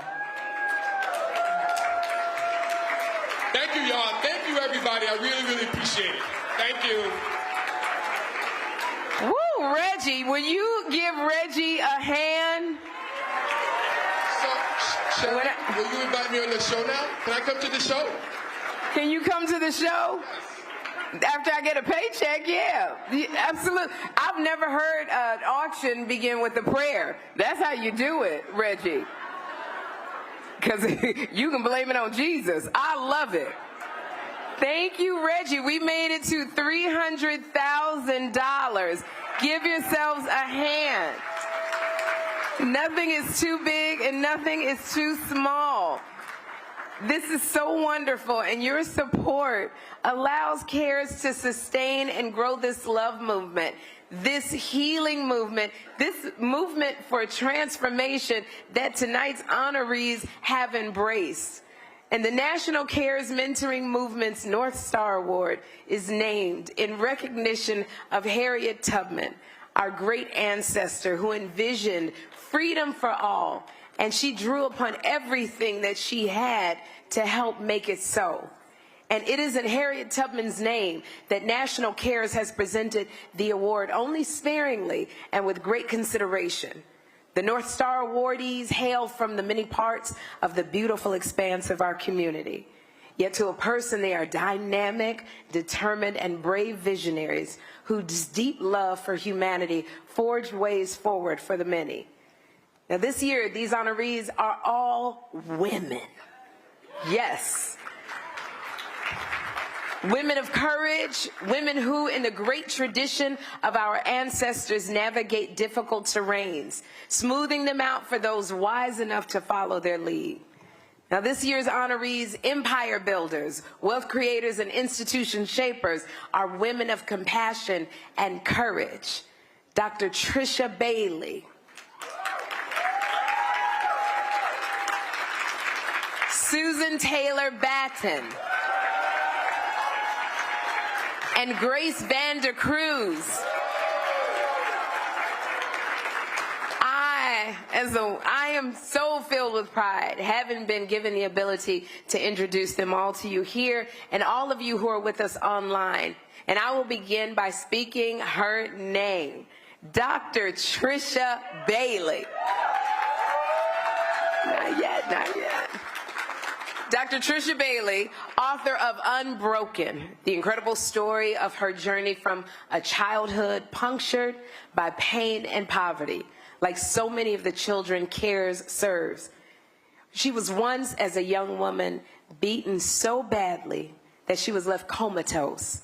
Now that's hardly the lead-in that you'd expect for a woman who, despite all of that harm, became a track star at a D1 school, UConn. And she was a star runner who became a star broker, who became a star entrepreneur, founding some 16 companies, including Bailey's Medical Equipment and Supplies, which ranked number 48 in the nation among all companies providing Medicaid services. And don't even let us get to the properties that she owns and the 46 pharmacies that she has opened. Today, this empire builder, this real estate mogul, this sister has her own plane. Ladies' night! She owns stakes in the Atlanta Hawks, the Charlotte Hornets, and the Phoenix Suns. Trisha Bailey donated the largest sum ever to UConn's athletics department, and a building is in construction in her name.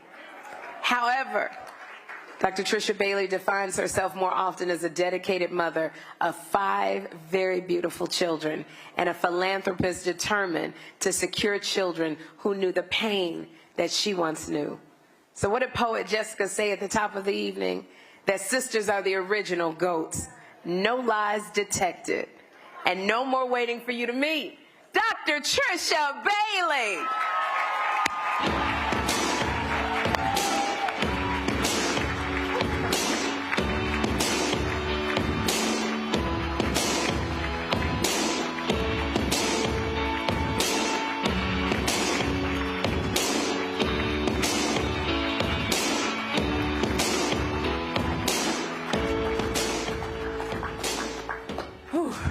What an amazing honor. I have traveled the roads far and wide across the world and back. As a young girl with no resources and no opportunities, the only thing that I had was my dreams. Dreams so big that not even you believe that these dreams can come true, my grandmother told us. And as I embark on the world and find in my footsteps, I find my place in spaces where people told me that I will not become. I'm not good enough. You will not accomplish. In junior year in high school, I went to my guidance counselor and I told her that I wanted to apply to college, and she said, "You're not college material." And I left her office thinking, she doesn't know what she's talking about. And today, I see myself in these young people, these young boys and girls who struggles and hear the no's, and you're not good enough, and you cannot become. And I know that with national cares, when you care, anything is possible. You create a world of opportunities for yourself and others, and the Barack Obamas of the world are being developed in national cares. The Oprah Winfreys, the Susan Taylors, the Trisha Baileys are being developed. The philanthropists and the CEOs and the billionaires and trillionaires, and I am excited and I am committed to continue to doing the work that God has ordained me to do, and I will continue to place my mark on the world, on those children, because they deserve us. They deserve to be cared for. Thank you.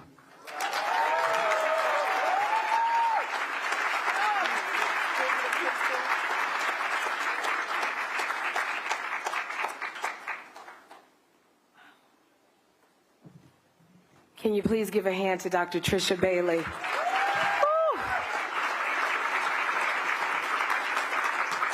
Oh my goodness. I meant it on that plane, Trisha Bailey, the ladies' night. Can we go? Now, let me tell you about this next fierce sister, Susan Taylor Batten. She began serving as president and CEO of the Association of Black Foundation Executives in 2009. The association was founded in 1971 as an all-volunteer membership organization during the height of the Black Power movement, when many will somebody help me with that word, please? Philanthropies.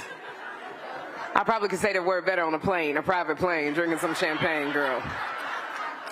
Philanthropies that once had supported the civil rights movement waned.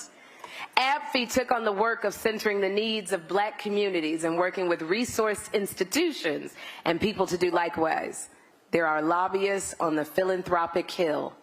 And 50 years later, in 2020, when a new generation of young activists called the nation to a reckoning with itself about the racial harms that ended too many Black lives out of season, Susan Taylor Batten was there in the trenches, encouraging people of means to provide support to young people who were literally risking their lives to ensure the lives of others.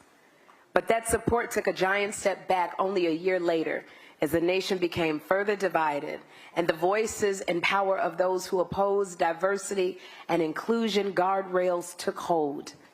Black activists were being regularly threatened and terrorized by people who use social media as a weapon. Susan Taylor Batten was one of their targets because when key supporters started pulling back, she doubled down on the mission to ensure transformative investment in Black communities in need. She's pushing for right-sized support for HBCUs and advocacy and service organizations that serve poor Black communities. Susan Taylor Batten has faced enemies and friends alike, and before all of them chose just one thing: the truth. This is hard work, work that was done from a place of pure love and advanced by a rare kind of courage, courage that often goes unnamed and unnoticed, but changes the lives of people, including those who are members of ABFE, ensuring their emotional and spiritual wellness during healing retreats, so that these first responders are able to keep going even during the darkest of nights. So what else is there to say about this shero who works to ensure transformative investment into communities where it is most needed? Except, everyone please welcome North Star honoree, Susan Taylor Batten, a warrior for the community.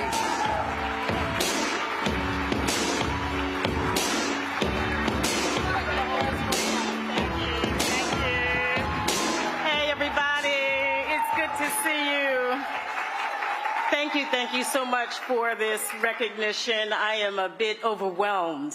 This is amazing, and you all are just so supportive of all of us women of courage. Our mission at AbbVie is to promote effective and responsive philanthropy in Black communities. And I want to talk to the folks in the room that are in foundations and corporate giving programs that are pushing for investments in programs like National Care's mentoring movement. I want to tell you that we see you. I see you. Because you're working in many ways in organizations that are not diverse and that do not prioritize our community. The audience should know that of the billions of dollars that come out of foundations in this country and corporate giving programs in this country, less than 2% goes to Black communities. You should know that. And so those of you that are pushing for investments in National Care's mentoring and programs like this, you are the courageous ones. And I want to thank you for the work that you do. We can't leave the well-being of our kids to foundations and corporations. So what just happened in this room is what has to happen every time we are together, because we have the resources to take care of our children, our young people. We can't leave it to anybody else. So everybody just ensure that we continue to dig in our pockets, invest in this organizations and organizations like this. Just a thanks again to Susan and Stephen and the full team. My entire family is here. I want to thank my family because I could not be courageous without y'all, I swear. I want to thank my girlfriends, my sorors from Delta Sigma Theta Sorority Incorporated, Alpha Beta Chapter, Fisk University, for being here. I want to thank my friends from AbbVie, my colleagues as well. And most importantly, I want to thank that gorgeous man over there, my husband, Bob Batten. And simply put, Bobby, without you, I could not be courageous. Thank y'all. Thank you very much.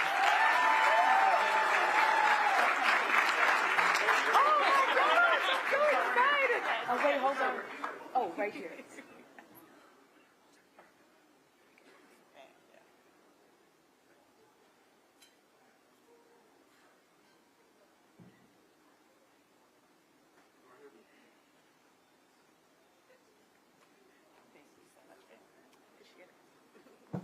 Give a hand to Susan Taylor Batten.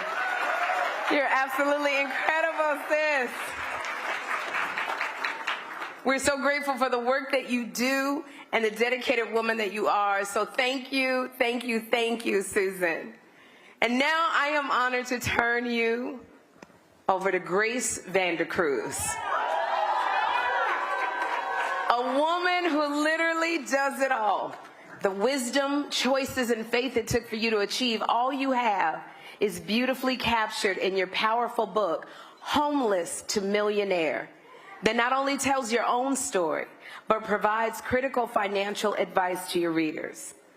But let me share with y'all just a little bit about Miss Grace, who is a licensed sailor and a top-tier mountain climber. I know you heard it right. She climbs mountains. She has scaled some 25 peaks across the globe. Get to the top of Kilimanjaro? Oh, she already got that. Sail the oceans wide? No problem. Start your own financial services firm? Why not? Thought this former investment banker who founded Grace Global Capital. Grace Vandercruz has facilitated more than $25 billion in insurance transactions. This is an area, yes, give her a hand, $25 billion. And this is an area of finance that is deeply personal to her, because as a young woman in a family of 9, where there were more mouths than money, she knows how good insurance might have kept her family from having to live in a shelter after a devastating fire destroyed their apartment. Grace emerged from that difficult period ever more determined to rise, literally phoenix-like. She earned her MBA from the Wharton School of Business. Then she soared into the financial services industry, and she made it her mission to help vulnerable families, the steepest mountain our nation has to climb. So, Grace, come up here and tell us your secrets. Mrs. Grace Vandercruz.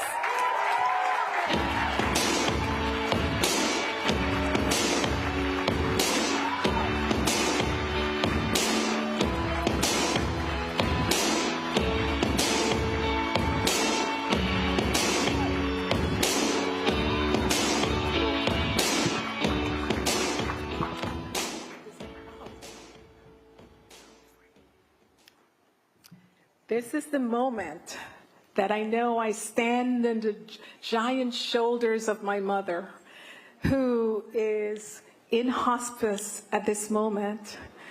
But in her grace, her compassion, and her indomitable spirit, it has sustained me. All of her wisdom, all of her prayers, and all of her love has made me what I am today. And I'm standing here by no accident. I really want to thank God above, because miracles happen, and I'm a walking, talking miracle. Special thanks to my handsome husband, my family who's here, the companies that have supported me, the Doctors Company, Resolution Life, the Insurance Supper Club, and all of my colleagues who are here. Hands that serve are holier than lips that pray. Those words stirred my soul. In me, something changed that day. Count me in, Susan. Because of your words, I heard care is more than just an action that speaks louder than words. Care is conviction over convenience. Care is courage over comfort. Care is resilience over resistance. Thank you. In fact, every time I see a child and look into his or her eyes, I know that every act of service, every moment of compassion, every action that we take and steps we take to uplift communities, open possibilities, open their hopes and their dreams to dream better and more than their circumstances. In fact, we're in the room as caretakers of their dreams. We're in the room to guide their flight. We're in the room to ease their hurt and to erase their shame. Hands that serve are holier than lips that pray. Care brought you here. And in this moment and in this movement, let's heed the care, let's heed the call, and remember, support her children, because every time we uplift our children, our ancestors share.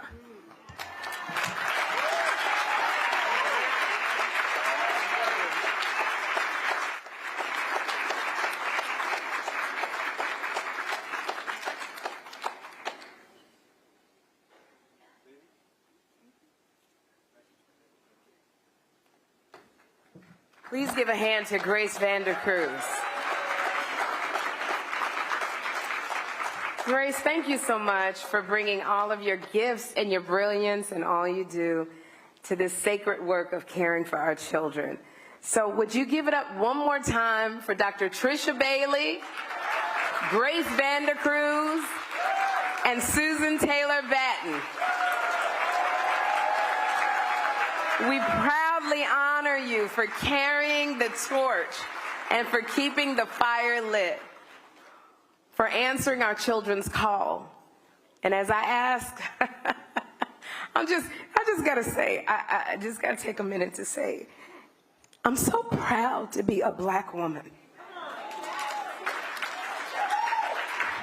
To be amongst all of you. I've never hosted a fundraiser where we came together and brought so much money. Us. Thank you. Thank you. Like you said, Grace, we are the caretaker of our children's dreams. So thank you. $296,000. And you came together and you did it. And I'm thankful to be a part of a sisterhood that young brown girls and boys can look up to. I'm I'm so thankful. I'm thankful. I'm grateful. And another thing I want to say before I bring up the King of Swoon, I got to tell you, black women, y'all age so well. I done met more 78-year-olds, 90-year-olds, 67-year-olds. Everybody look like they're 35. Susan Taylor, I know we're not supposed to tell your age, but damn it, you look like you 37 years old, Susan Taylor. You glide.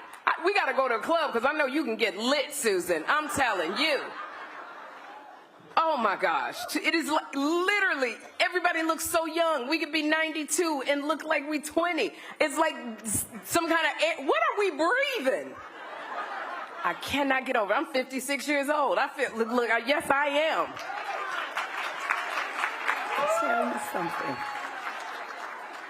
And any young ones in here, any young girls, you can make a difference. You can. But I love being around my sisters who are seasoned because it's always, a lot of people look at it like, oh my gosh, I'm this age. But it's not like that. You got to look at it like, what's next? What now? Now what? So thank you. This has been such a pleasure and an honor to be here. And to end it, I got to ask our King of Swoon, our R&B superstar, Kenny Lattimore, to take the night away before we have some delicious dessert together and a moment to dance. And I want to thank our entire online community. So I would ask that you would enjoy the incredible Kenny. Kenny, you done made many babies with that song, boy. You know this. You done got people through many, many marriages. So y'all, please give it up. Also to our fabulous DJ, Deja, thank you so much. And know that I am grateful to have been a part of this magical, meaningful evening. And I know as my brother takes the stage that it is within our power to show our children that they are safe.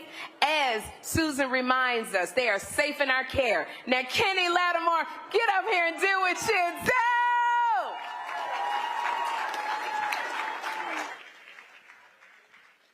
Woo! For the love of our children. For the love of our children. You gave out of your hearts. And you gave sacrificially, I'm sure. And some of you just had what you had, but you gave out of the authenticity of love. And the song that I'm about to sing, I've stripped down everything just to piano voice because I want you to hear the lyrics. If you've heard the song before, I want you to hear it differently tonight. Because it's a song that really lets you know that the kind of love that our children deserve is in this song.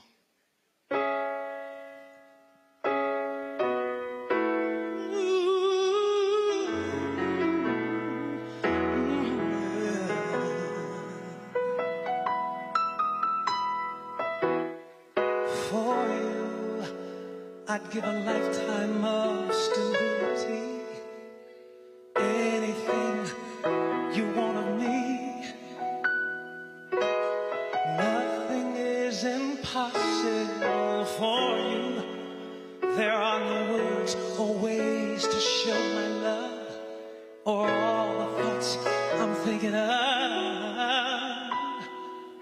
'Cause this life is no good alone. Since we've become one, I've made a change, and everything I do now makes sense. All the roads end, all I do is for you.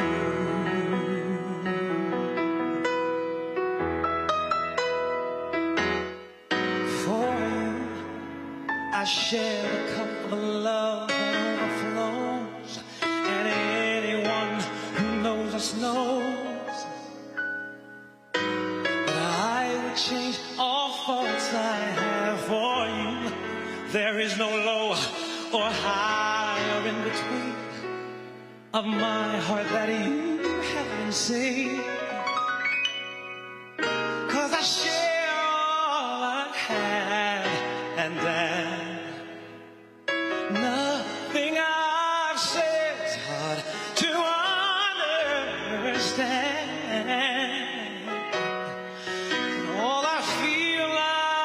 feel deeper still, and always will. See, all this love is for you.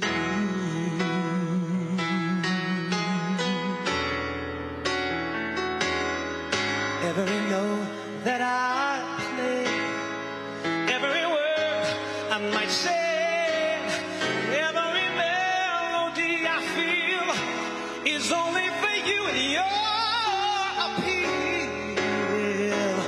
Every page that I write, every day of my life would not be filled without the things that my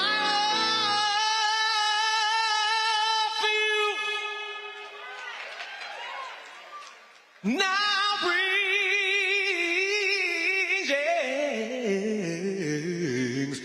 yes.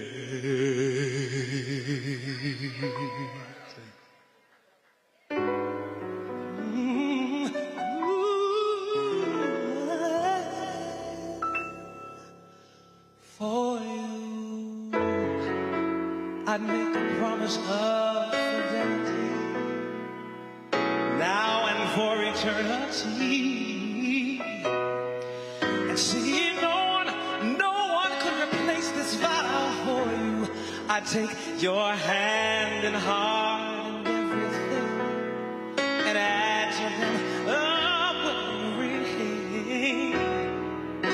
See, this life is no good alone, since we've become one. You're all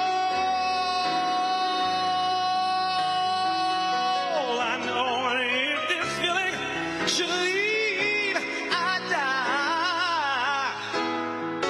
And here's why: all I ask is for you. Everything I do now makes so much sense. Oh, then, all I do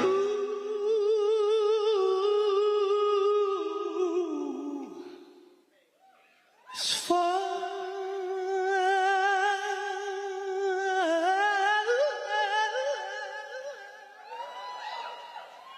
you.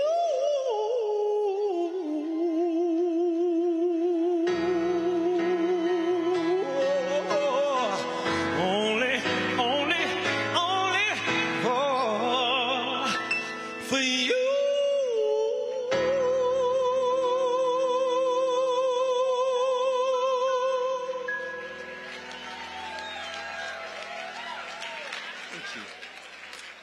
Thank you so much. Now, I got some instructions, and our time has come to a beautiful end. If you don't mind standing, because we're getting ready to leave this place. We're not getting charged no money over that. All this money is going to go to the children. I thank you so much. God bless you. Thank you, Susan Taylor. Thank you, everyone who has put this event on and allowed me to be here to sing. I'm going to sing us out of here. We're going to kind of dance our way out to the other party, because we're going to still party, right? We're going to hang out. Yeah. Okay. Hey. Come on. Grab your purse and come on. And grab your jacket and come on. We're getting out of here, y'all. We're going to have some more fun.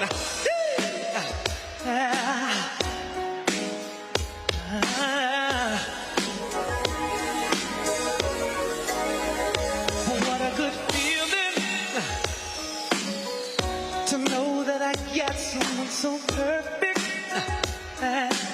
It's like paradise, girl, in a minute. So let go of your worries tonight. Yeah. We can go all the way. You're the one that makes me feel some kind of way. Baby, got all night. The only one on my mind. Girl, if you're ready.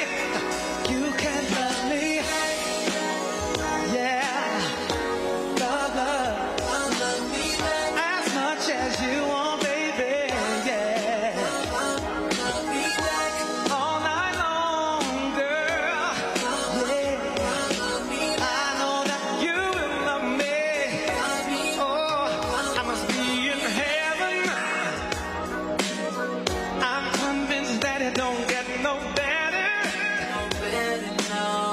With you is something I will never. Baby, I cherish every moment in my heart. I know that you and I, no doubt about it, girl. Some kind of way, babe, some kind of way.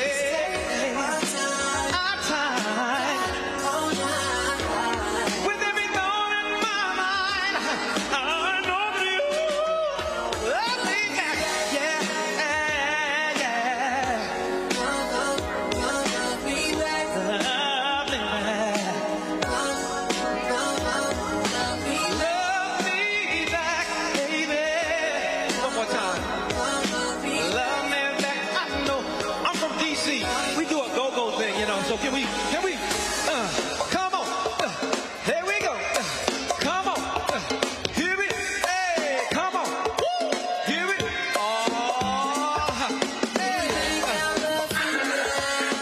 yeah, wait until tonight, yeah, come on, think I love you now, wait until tonight, there's no doubt in my mind, I know that you will.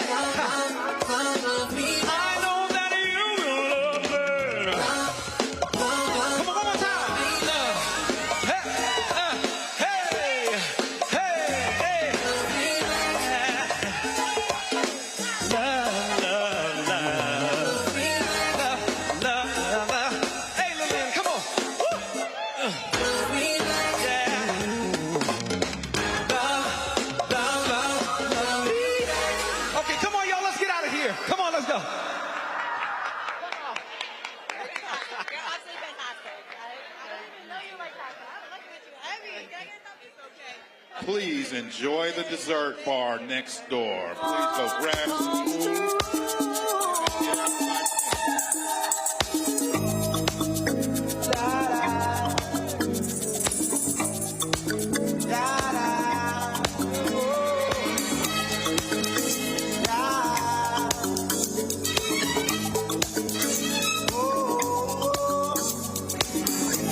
Well, my friends, the time has come.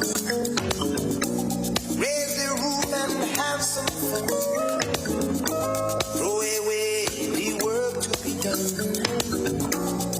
Let the music play on. Everybody sing, everybody dance. Lose yourself in wild romance. We're going to party, caramba, fiesta, forever. Come on and sing along. We're going to party, caramba, fiesta, forever. Come on and sing along. All night long. All night. All night long. All night. All night.